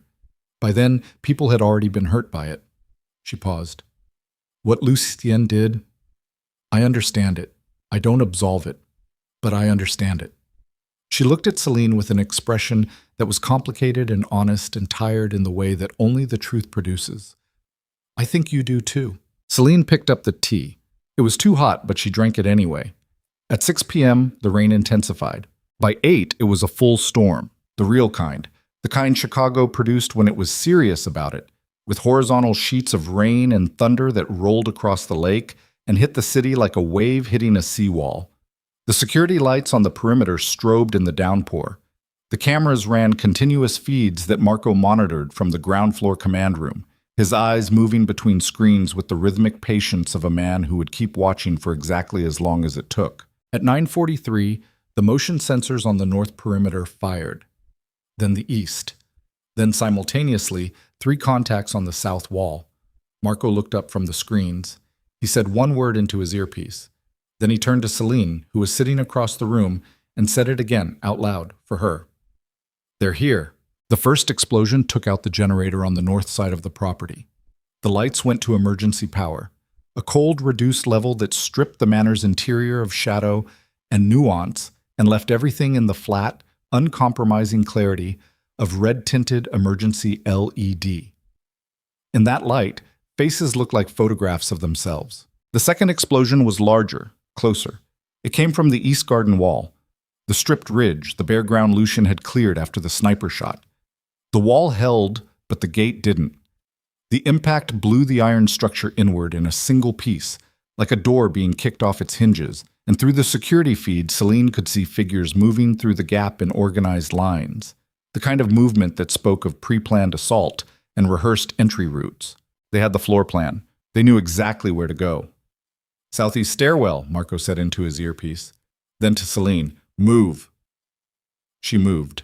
The manor became a different building in the dark. Without the familiar topology of lamplight and ambient glow, the corridors compressed into narrow geometries, every corner a potential catastrophe, every door a question mark. Marco moved ahead of her with a weapon she hadn't seen him draw, his body angled in a way that kept her behind his shoulder without being a direct physical barrier. A training stance, she recognized, the geometry of someone who knew exactly where the protected person needed to be in relation to himself. They made it to the southeast stairwell, up one floor, into the corridor outside Lucien's study. The shooting started below them. It was nothing like the movies. It was louder than she'd expected and more chaotic. Not the rhythmic exchange of cinematic firefights, but the lurching, stuttering cacophony of real violence, unpredictable in its timing, sourceless in its direction. The sound traveled through the manor's walls and floors and arrived distorted, impossible to locate accurately. Then Lucien's voice on Marco's earpiece, audible even from where Selene stood 2 feet away. She couldn't make out the words, but the cadence was controlled, clipped, directing. He was in it. "Stay," Marco said. "Where is he?" "Ground floor, south corridor. He's—" "Stay." She stayed. She stood in the corridor with her back against the wall and her hands pressing the ballistic vest against her ribs as if she could hold herself together by external compression. Her breathing was too fast. She counted to 4 on the inhale, held it, counted to 4 on the exhale. Arya's brother, she thought. He does this for Arya. He won't die for a building. A man appeared at the end of the corridor. He wasn't one of Lucien's. She knew that in the half-second before conscious identification could catch up to instinct. The wrong vest configuration, the wrong movement, the particular quality of a person who doesn't know the layout of where he is and is navigating by intelligence rather than memory. He'd been given a floor plan, not a home. He saw her. He raised his weapon. Marco was faster. The exchange lasted less than 2 seconds. The man at the end of the corridor went down. Marco stepped over his own shot's echo without changing his expression and looked back at Selene. She was still standing. She hadn't moved. She registered with the detached clarity of extreme adrenaline that she was not going to scream. Whatever Damon had done to the architecture of her responses, he had inadvertently produced this. A woman who had already experienced the worst thing she could imagine from a man who was supposed to be safe. Comparative fear assessment, she thought, in the hysterical corner of her mind that was still narrating. This is terrifying, but it is not the worst thing. The worst thing is already behind me. "You're okay," Marco said, though it came out more like a report than reassurance. "I know," she said. Downstairs, something large and structural broke. The sound came through the floor in a bass vibration that she felt in her sternum and the fillings of her back teeth. Then shouting, "Basso!" Multiple voices, Lucien's among them. She was almost certain, though she couldn't anchor the certainty to anything specific. Marco's earpiece crackled. He listened. His jaw tightened in the incremental way she'd learned to read as the expression he wore when things were costing more than projected. "Change of position," he said. "We're going down." "You said stay up. I know what I said." He looked at her. "Lucien has Victor's men contained in the south wing, but Damon Cross just entered through the northwest service entrance, alone." The name went through her like electricity through water. "He's heading for you specifically," Marco said. "Lucien's orders are that you relocate to the main hall where he can see you, where we can control the geometry." "He wants to use me as bait," Selene said. Marco didn't deny it. "He wants Damon visible and cornered. If Damon is chasing you, he's predictable. If he's loose in the house looking for you, he's not." She understood the logic. She hated the logic. She thought of what Nadia had said. "I want it finished," and felt the words in her own body like a tuning fork. "Let's go," she said. The main hall was a high-ceilinged space at the center of the manor's ground floor. The original entrance gallery, floor-to-ceiling windows on the east side now covered with ballistic film, a grand staircase at the north end. 4 corridor openings in the cardinal directions. It was a spoke and hub design. Control the hub, you controlled access from everywhere. 3 of Lucien's men were positioned at the corridor openings. Marco placed Selene at the base of the staircase with a clean sight line to all 4 corridors, and himself angled slightly in front of her, 6 feet to the left. The emergency lighting painted everyone in the same flat crimson. Then the south corridor erupted. Lucien came through it backward, firing into the corridor behind him while moving at a controlled retreat that looked nothing like flight and everything like tactical repositioning. 2 of his men flanked him, leapfrogging coverage positions with the synchronized precision of people who had practiced this specific choreography. The fight at the end of the south corridor was still going. Selene could see it in brief, strobing impressions. The muzzle flash, the silhouettes, the violent and impersonal mathematics of men trying to kill each other. Then the south corridor went quiet. Lucien turned into the main hall. He was breathing hard. The first time she'd seen any physical evidence of exertion on him, the rise and fall of his chest elevated beyond its habitual control. There was blood on his left forearm, soaking through the sleeve of his shirt, dark and spreading. Not arterial. The arm was moving, functional, but real. He'd been hit. His eyes found hers across the hall. A scan, an inventory. She watched him assess the vest, the position, the expression on her face. Something shifted in his eyes. Not relief exactly, but the abrupt cessation of a particular tension, the unclenching of something that had been held rigid. Then his eyes moved past her to the northwest corridor. "Marco?" he said. Marco had already turned. Damon Cross walked out of the northwest corridor with a gun in his right hand and the expression of a man who had spent 2 weeks being told he was a weapon and had decided, finally, to believe it. He was dressed wrong for everything around him. Civilian clothes, no vest, no tactical training visible in his posture, but the gun was real and his hand was steady, which was enough. He looked at the room. He looked at the armed men. He looked at Lucien, and something worked across his face. Recognition, hatred, the specific fury of a man confronting the living proof of his own inadequacy. Then he looked at Selene. Everything else in the room reduced to background. "Hey, baby," he said. His voice was almost gentle. It was the voice he used the morning after, the one she'd spent a year waiting for in the dark.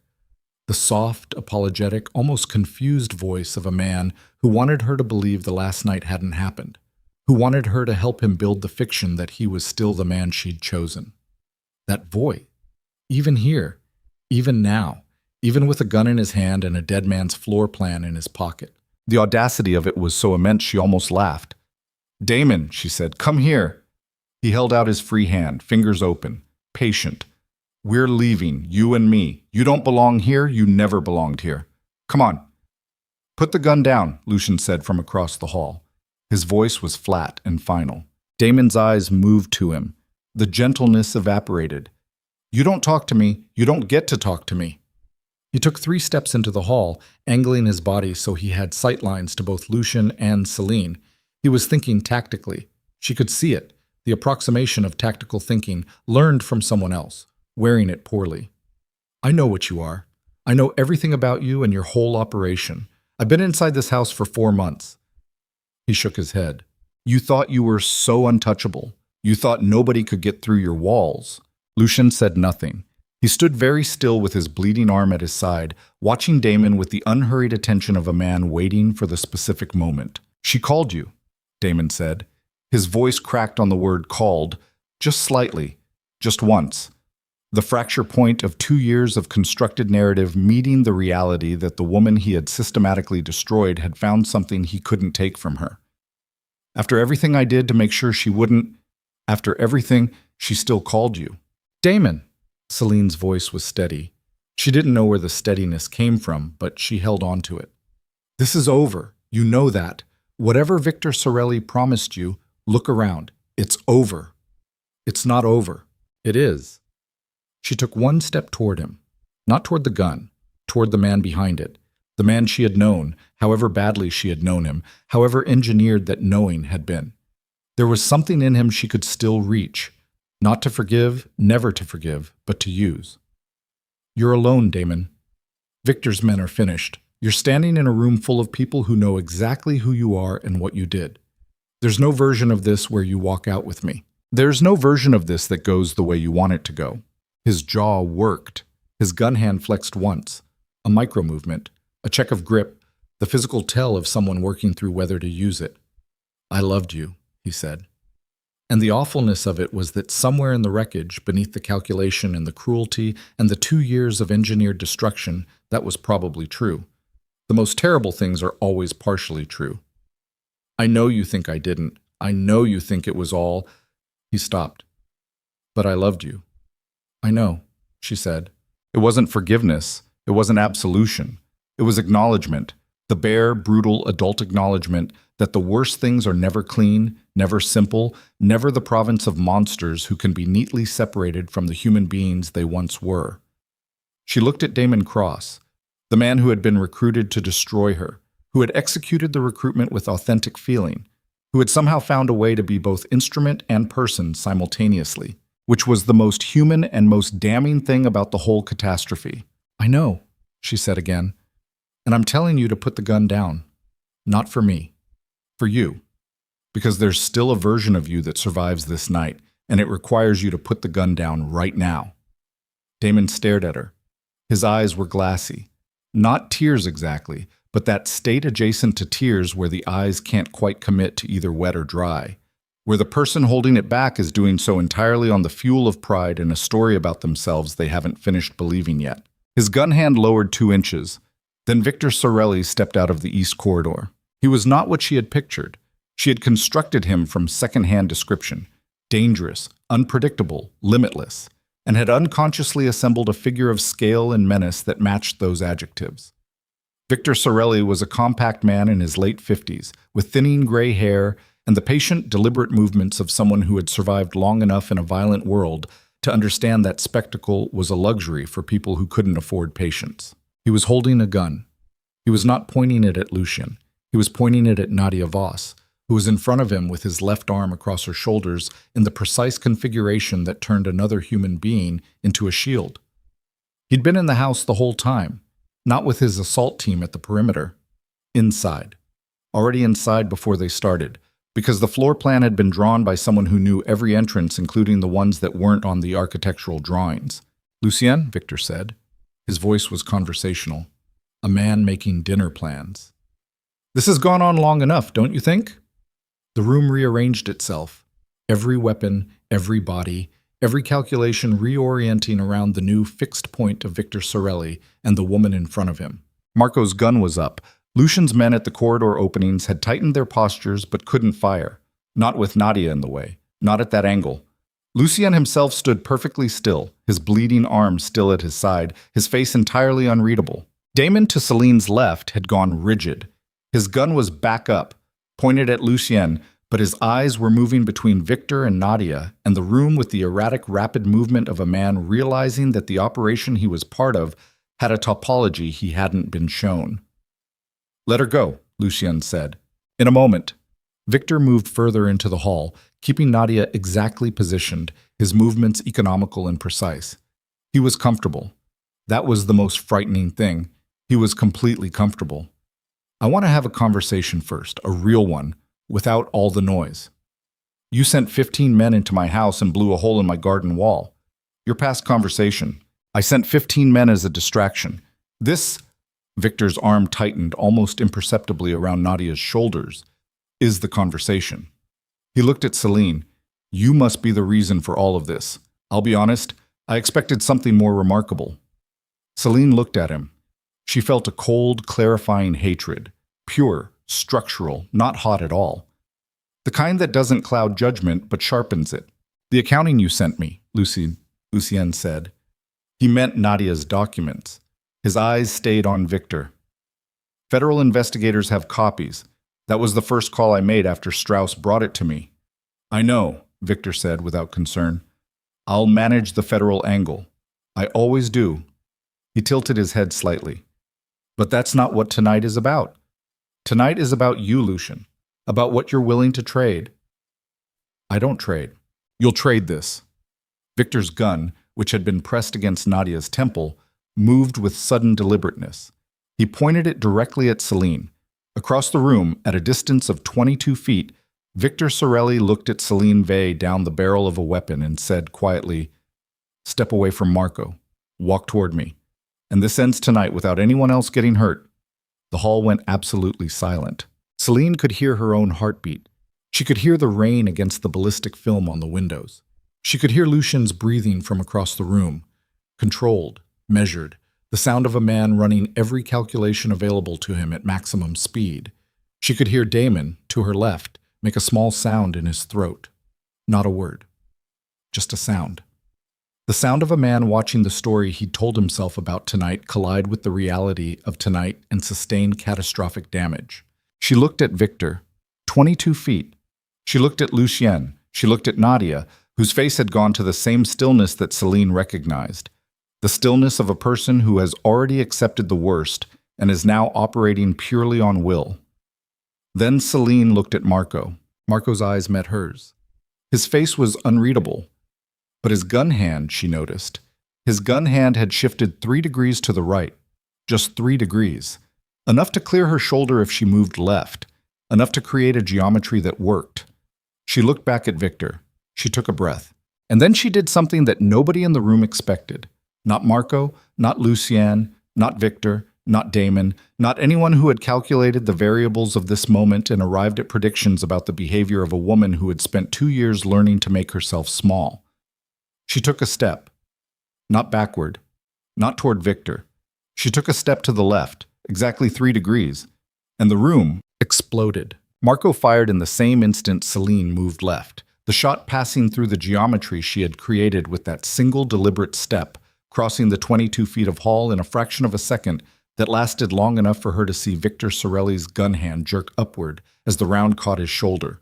Not center mass, not a kill shot, because Nadia was still in front of him, and Marco was the best shooter in the room, and the best shooter in the room does not miss the calculation between ending the threat and ending the hostage. Victor's shot went into the ceiling. Nadia dropped, not fainted, not fell, but dropped deliberately, folding her knees and collapsing her weight straight down the way someone trained in exactly this eventuality might drop, clearing herself from Victor's grip in the half-second his arm went useless with the impact of the bullet. Then the room moved. Lucien crossed the hall in 4 strides. Victor was still upright.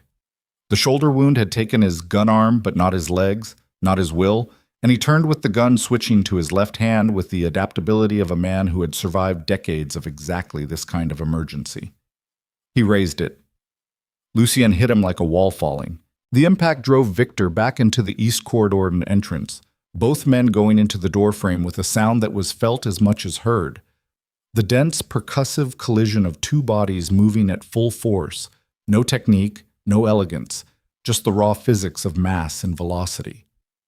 Victor's head connected with the doorframe. His left hand lost the gun. It skittered across the floor and came to rest against the base of the staircase.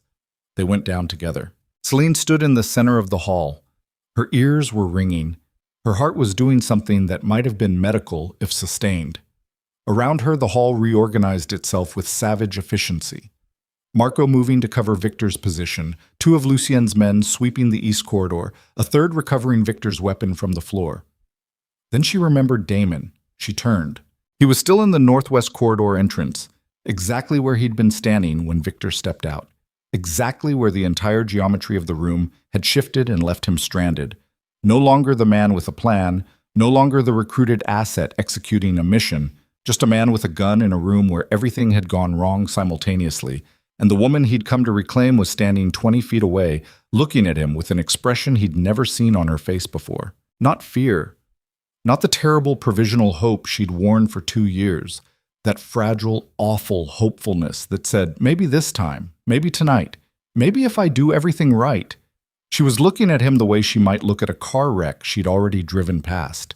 Something that had happened to her. Something that was over. Damon's gun was still up, but his arm had the wrong tension in it.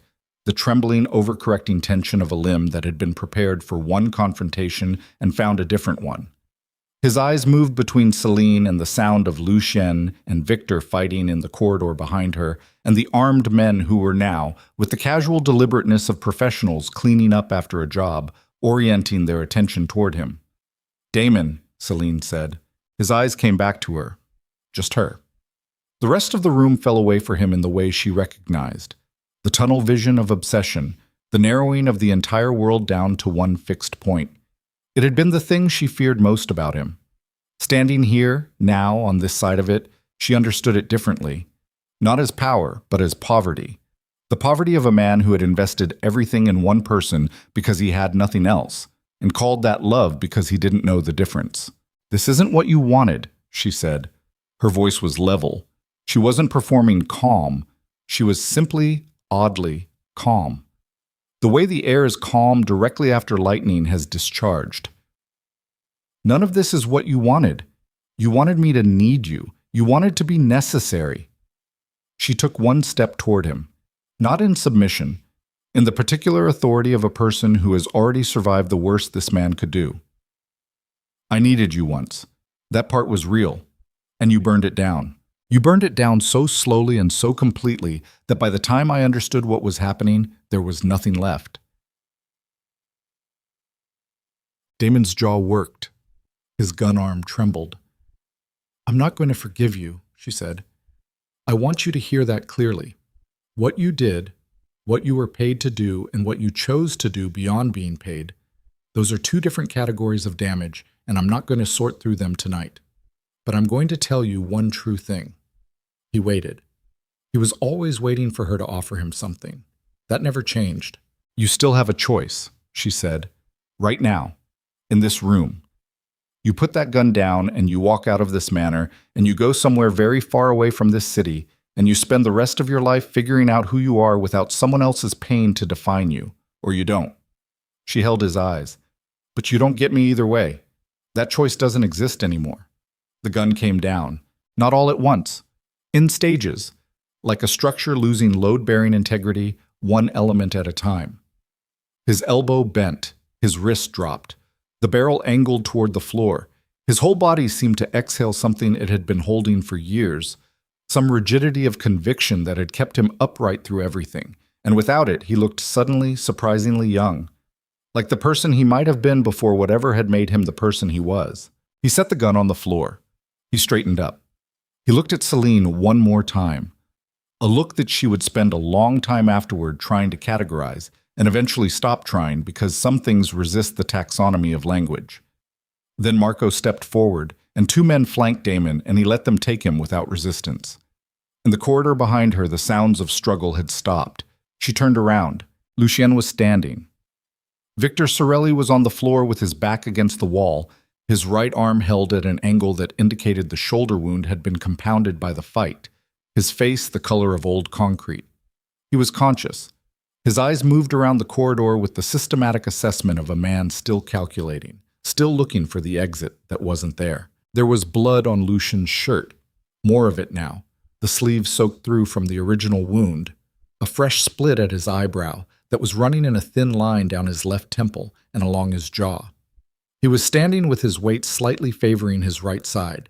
His breathing was controlled but elevated, the discipline of a man managing physical cost through the practiced application of will. He looked at Victor Sorelli with an expression that had been emptied of everything except the particular clarity of a conclusion being reached. "It's done," Lucien said. Not to Victor. To the corridor itself, to the manor, to the 15 men who'd come through the walls and were now reduced to outcomes. To the 15 years of building walls and filling them with armed men and still finding, at the end of it all, that the enemy had been inside. Victor looked up at him. "You know this doesn't end with me." "It ends here," Lucien said. "There are people behind me who—" Nadia Voss gave federal investigators 43 pages of documentation 6 hours ago, Lucien said. "Your financial architecture, your supply networks, your personnel records going back 8 years. The investigation was opened this afternoon. The people behind you are already managing their own exposure." He crouched down to Victor's level, not to intimidate, not to perform dominance, but with the simple economy of a man who wanted to be heard clearly. "You're not the last fortress. You're the opening move. The people behind you will cut you loose before morning." Something moved across Victor's face. For the first time that evening, beneath the composure and the calculation and the terrible patience, Selene saw it. the thing Victor Sorelli had spent decades building walls against. Fear. Not of Lucien, of irrelevance, of the discovery that the empire he'd assembled was architecture built on other people's suffering, and it would not survive the subtraction of him from its center. "What happens to me?" Victor said, and the question had lost its authority somewhere between the two words and came out sounding almost small. "That depends entirely," Lucien said, standing back up, "on how cooperative you are with the people who are going to come to you tomorrow morning with very specific questions and a significant amount of documented evidence." He looked down at Victor one more time. "I suggest you spend tonight thinking carefully about the difference between a man who talks and a man who doesn't." He turned and walked back into the main hall. Marco met him at the corridor entrance with a first aid kit and the flat, practical energy of a man performing a familiar function. Lucien submitted to it without protest, which itself communicated something about the extent of the physical cost, because Lucien submitting to care without argument was not behavior that occurred when he felt fine. Selene watched Marco cut the sleeve away from the wound on Lucien's forearm, clean through the outer muscle. Deep, ugly, the kind of wound that would take weeks to heal properly and leave a scar. Lucien looked at the ceiling while Marco worked, his jaw set, his breathing measured. Nadia Voss came out of the east corridor supported by one of Lucien's men. Her face was abraded on one cheek where she'd hit the floor during her deliberate drop, and her hands were shaking in the very fine, very controlled way of a person who has held themselves together past their limit. She looked across the hall at Selene and held the look for a moment, and something passed between them. Not friendship exactly, not yet, but the particular recognition of two people who have been through the same fire from different directions and arrived, scorched, at the same clearing. Selene crossed to her. She didn't say anything. She put her hand on Nadia's arm, and Nadia looked at the hand, and then she exhaled the long, shuddering exhale of someone letting go of something they'd been carrying alone for a very long time. The storm outside was beginning to ease. The cleanup took 3 hours. Selene didn't watch most of it. She sat in the kitchen, the same kitchen where she'd found Lucien at 2 in the morning, the same kitchen with the cold marble counter and the dim light and the dripping faucet that she'd noticed on her third day and had never heard fixed. And she drank tea, and she didn't think about very much. Mrs. Calvary moved around the kitchen with the brisk, depersonalized efficiency of someone who had prepared for exactly this contingency and found its arrival neither surprising nor particularly emotionally significant. She made food that nobody asked for and placed it on the counter and removed it when it went untouched and made more. Selene ate 2 pieces of toast at some point after midnight, not because she was hungry, but because the act of eating felt like a declaration of intention. "I am here. I am staying. This body is being maintained." At 2:15 in the morning, Lucien came into the kitchen. His arm was bandaged from wrist to elbow. The cut above his eyebrow had been closed with 3 small strips of surgical tape. He'd changed his shirt, clean black, the collar open, no armor of tailoring or presentation at this hour. He moved more carefully than usual, the slight deliberateness of someone managing a body that had recently been asked to do too much. He poured water. He drank it. He refilled the glass and set it on the counter and looked at it. Selene watched him. She waited. "Damon will be processed through a system that is not the criminal justice system," Lucien said. His voice was quiet and even. "He'll be out of the country within 72 hours. He won't come back. If he does..." He stopped. "He won't come back. And Victor, federal custody by morning. The documentation Nadia provided is sufficient for charges that will take years to litigate. He'll be occupied." He turned the glass on the counter. "The organization fractures without him. The pieces that remain are manageable." "Manageable," Selene said. "It's an imperfect word. It's an honest word." He looked at her. In the dim kitchen light, without the emergency red of combat or the severe precision of his professional daylight face, he looked like what he was. A man in his 40s who was tired down to the cellular level, who had bled tonight and would carry the scar of it for the rest of his life, alongside every other scar, who had built the tallest walls he could build and found someone inside them anyway, and who was still standing because the alternative was something he had decided a long time ago he would not give the world the satisfaction of. "The man in my security team," Selene said. "The one who ran." "Found," Lucien said, simply, finally. She didn't ask the follow-up question because she understood that the follow-up question had an answer she was not equipped to process tonight, and possibly not ever. They sat in silence for a while. The faucet dripped. Outside, the last of the storm moved east over the lake, the thunder becoming distant, the rain thinning to a mist that the city would wear through morning. "I need to ask you something," Selene said. "Ask. When this is over, when the federal case is built, and Sorelli is in custody, and Damon is gone, and all the external justifications for all of this are resolved." She chose her words carefully, each one placed like a foot on uncertain ground. "What are you going to do?" Lucien was quiet for a long time, long enough that she thought he might not answer. Then, "I've been thinking about that." "Since when?" "Since the night you arrived." He picked up his water glass and set it down without drinking. "I told you that I built all of this on one principle.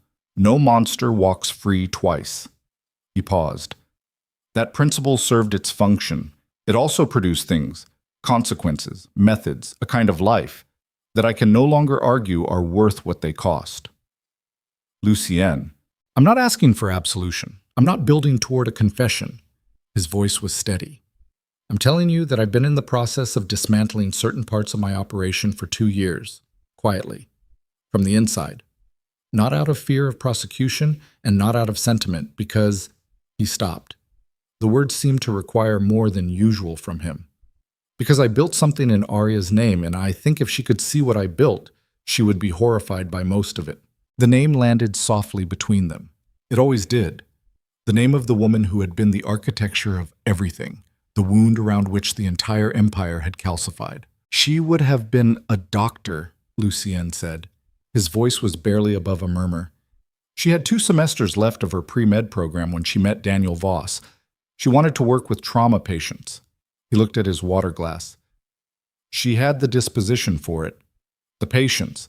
He made a gesture with his undamaged hand, a small, incomplete motion that said more than the words he didn't complete. "She was better than I was. She was always better than I was." Selene reached across the counter. She put her hand over his. Not grasping, just placing. The way you place a hand on something to confirm it's real. He looked at her hand on his. He didn't move. He breathed, in, held, out, and she felt the slight tremor of that exhale travel from his hand through her palm, a frequency that had been locked inside him for 15 years, finally finding a path to the surface. "What's the foundation for?" he asked. He meant the one she had mentioned in her files, the domestic violence support organization she'd been planning while she was still in Damon's apartment, the one she'd researched in secret on a library computer during her lunch breaks, the one that had been on her laptop when Damon found the job application and the night turned into the bathroom floor. She looked at him. "You know about that."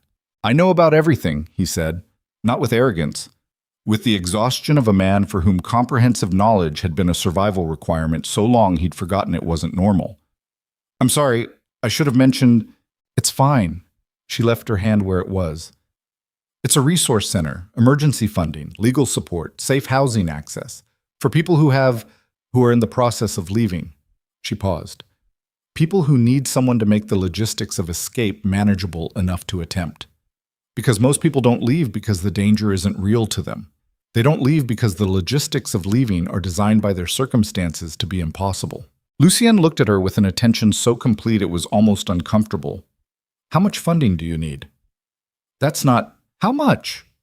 She told him the number she'd had in her head for 2 years, the number she'd built a spreadsheet around at a public library terminal, the number she had memorized the way other people memorize phone numbers, carrying it with her through every day of the last year like a talisman. Lucien nodded once. "I'll have it transferred to whatever account you specify within the week," he said. "Clean money, documented sources, nothing that creates legal complications." He paused. "And I want to be clear. This is not a transaction. This is not payment for anything. This is—" He stopped, started again. "This is something I should have done 15 years ago in Arya's name and didn't, because I was too busy building the wrong monument." Selene looked at him for a long time, at the bandaged arm, at the surgical tape above his eyebrow, at the hand under hers, scarred, still, the hand of a man who had done things she would never know the full inventory of, who had also walked into a burning situation for her with no army and a gun and the weight of a dead sister on his shoulders. "Lucien," she said, "what you said earlier, before everything started." He waited. "You said you would burn everything down before you let them touch me." She met his eyes. "Did you mean that?" His expression didn't change, but something behind it did. The same fracture she'd seen before, the thing that showed through the cracks when the machinery of his control was working at capacity. Larger now, more visible. "Yes," he said, "that's not something a person says casually." "No," he agreed, "it's not." The kitchen was very quiet. The faucet dripped. The storm was gone entirely now. Outside the windows, the city was doing what the city did at 3 in the morning, the particular low hum of a place that doesn't sleep but breathes differently in the dark. "I don't know what this is," Selene said. She meant them. She meant the space between two people who had found each other at the worst possible moment and been forged by fire into something that defied the categories available to describe it. "I don't know what to call it, or what to do with it, or whether it's something that makes any kind of sense given—" She gestured vaguely at the manor, the night, the bandaged arm, the empire, all of it. "Given all of this?" "No," Lucien said. "No, it doesn't make sense," or "No, you don't know either." "Both," he said, and for the first time since she'd climbed into that SUV in the rain 17 days ago, something in his face shifted into the shape of what it had been in a different city, in a different century. On the roof of an abandoned laundromat with popsicles melting in July heat. Not a smile. Something behind a smile. The suggestion that the capacity for one still existed. "Okay," she said. She left her hand where it was. 6 weeks later, the Vey Foundation opened its doors in a reclaimed commercial space on the south side of Chicago. 3 floors, disability accessible, with a legal aid office on the ground floor, emergency housing coordination on the second, and a counseling suite on the third, staffed by 4 therapists and a social worker who had been doing this work at underfunded nonprofits for a combined total of 60 years, and who descended on the new facility with the focused energy of people who had been given, finally, enough resources to do what they'd always been capable of doing. The launch event was small. Selene had requested small, specifically and in writing to the PR company that Lucien's legitimate business interests used for events, and they had listened, which she suspected meant he had told them to listen. There were journalists, a city councilwoman, several advocates from the domestic violence prevention community who had heard about the foundation through channels Selene hadn't fully mapped, and arrived with the knowing, appraising eyes of people who had seen new initiatives come and go and were still waiting to determine which category this fell into. Nadia Voss was there. She had taken a position with the foundation's legal team, pro bono, for now, pending the resolution of the federal proceedings in which she was a key witness. She wore her hair differently. She'd lost the compressed, load-bearing quality she'd carried the night she walked into the manor. She still had the forensic accountant's precision in her eyes. That would never leave. But it was pointed outward now, at the work, at the possibility of the work, instead of inward at the machinery of a private grief that had no other outlet. Marco was not there. Marco was never at events. Marco existed in a category of person who does not attend events, whose name does not appear on any document, who is simply and permanently somewhere nearby. Selene spoke for 7 minutes. She didn't use notes. She said the things she had earned the right to say, not the language of statistics and policy frameworks, though those had their place, but the language of someone who had been in the bathroom, on the floor, with the cracked phone, trying to find a reason to dial. She said that leaving is not a decision. It is a structure that has to be built piece by piece, logistics and resources and pathways and the foundational, non-negotiable knowledge that somewhere on the other side of the door there is something that can hold you. She said this foundation was in the business of building that structure. She said it would keep building it for as long as she was breathing. When she finished, the room was quiet in the way that rooms go quiet when the truth has been spoken without ornamentation and people are giving it the space it requires. Afterward, outside on the steps in the pale autumn light, a woman found her. Late 30s, a bruise along her jaw that she'd covered with makeup and not covered well enough. She stood 2 feet away and held a folded pamphlet from the event in both hands and said nothing. Selene looked at her. She recognized everything. She recognized it the way you recognize your own handwriting. Come inside, Selene said. There's coffee. Nobody is in a hurry. The woman looked at her for a moment, the provisional, terrible hopefulness in her eyes, the same hopefulness Selene had worn for years and hated herself for wearing. She saw it differently now. It wasn't weakness. It was the last functional thing. It was the thing that kept the window open. Okay, the woman said. They went inside.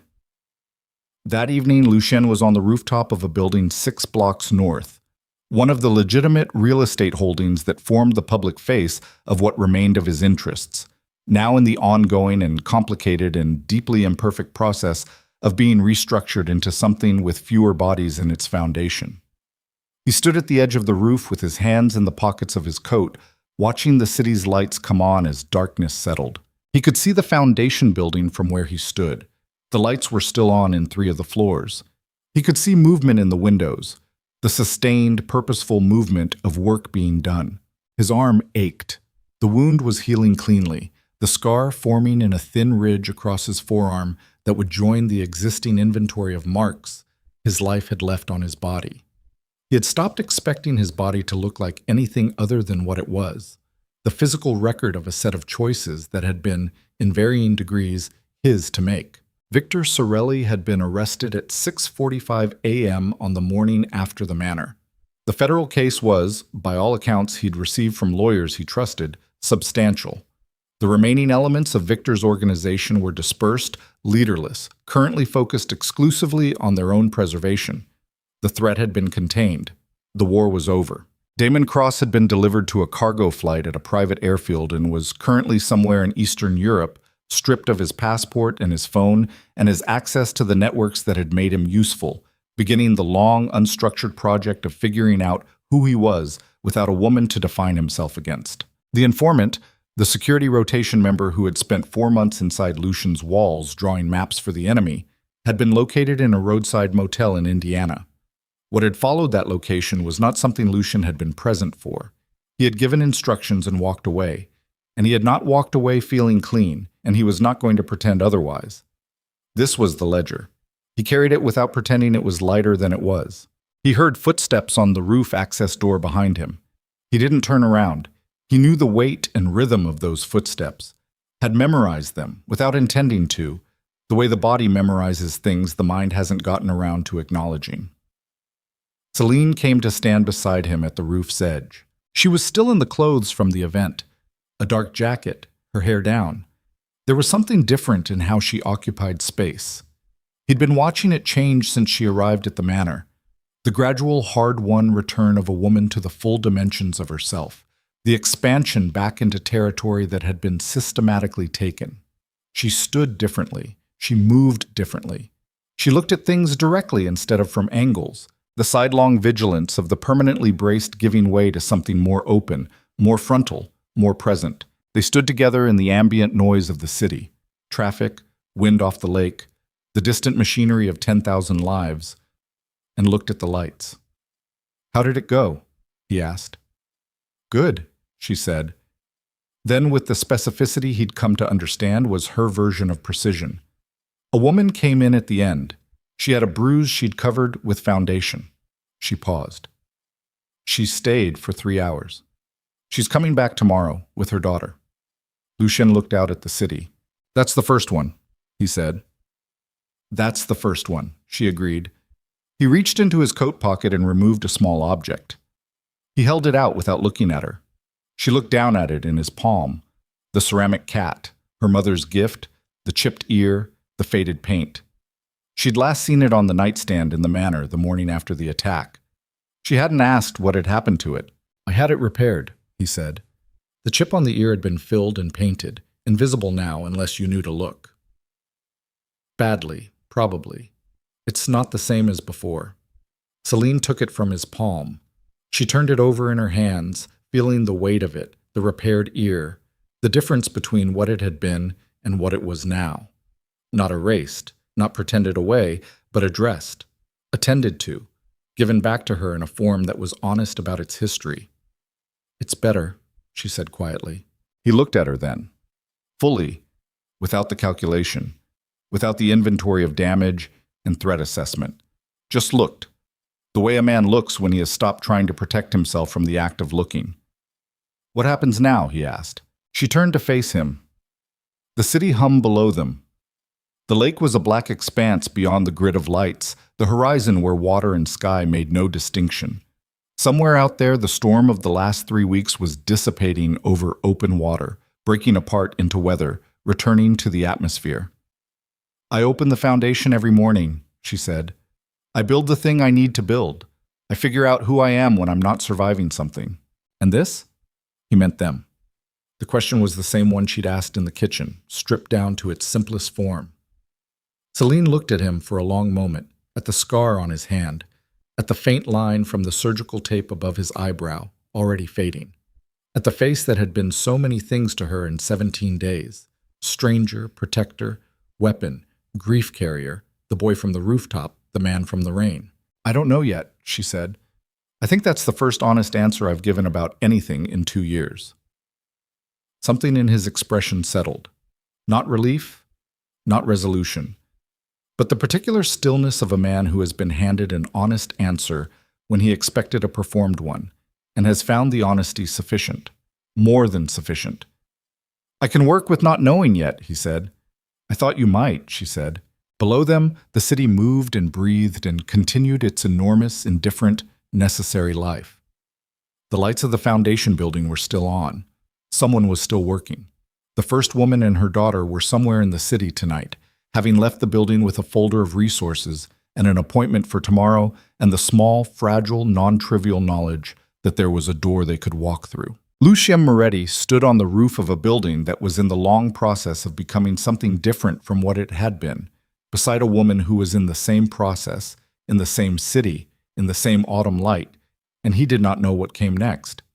He had spent 15 years knowing what came next. He had built his entire existence around the elimination of uncertainty, the control of variables, the architecture of a life in which surprise was a vulnerability to be engineered away. Standing here not knowing, he found it was bearable.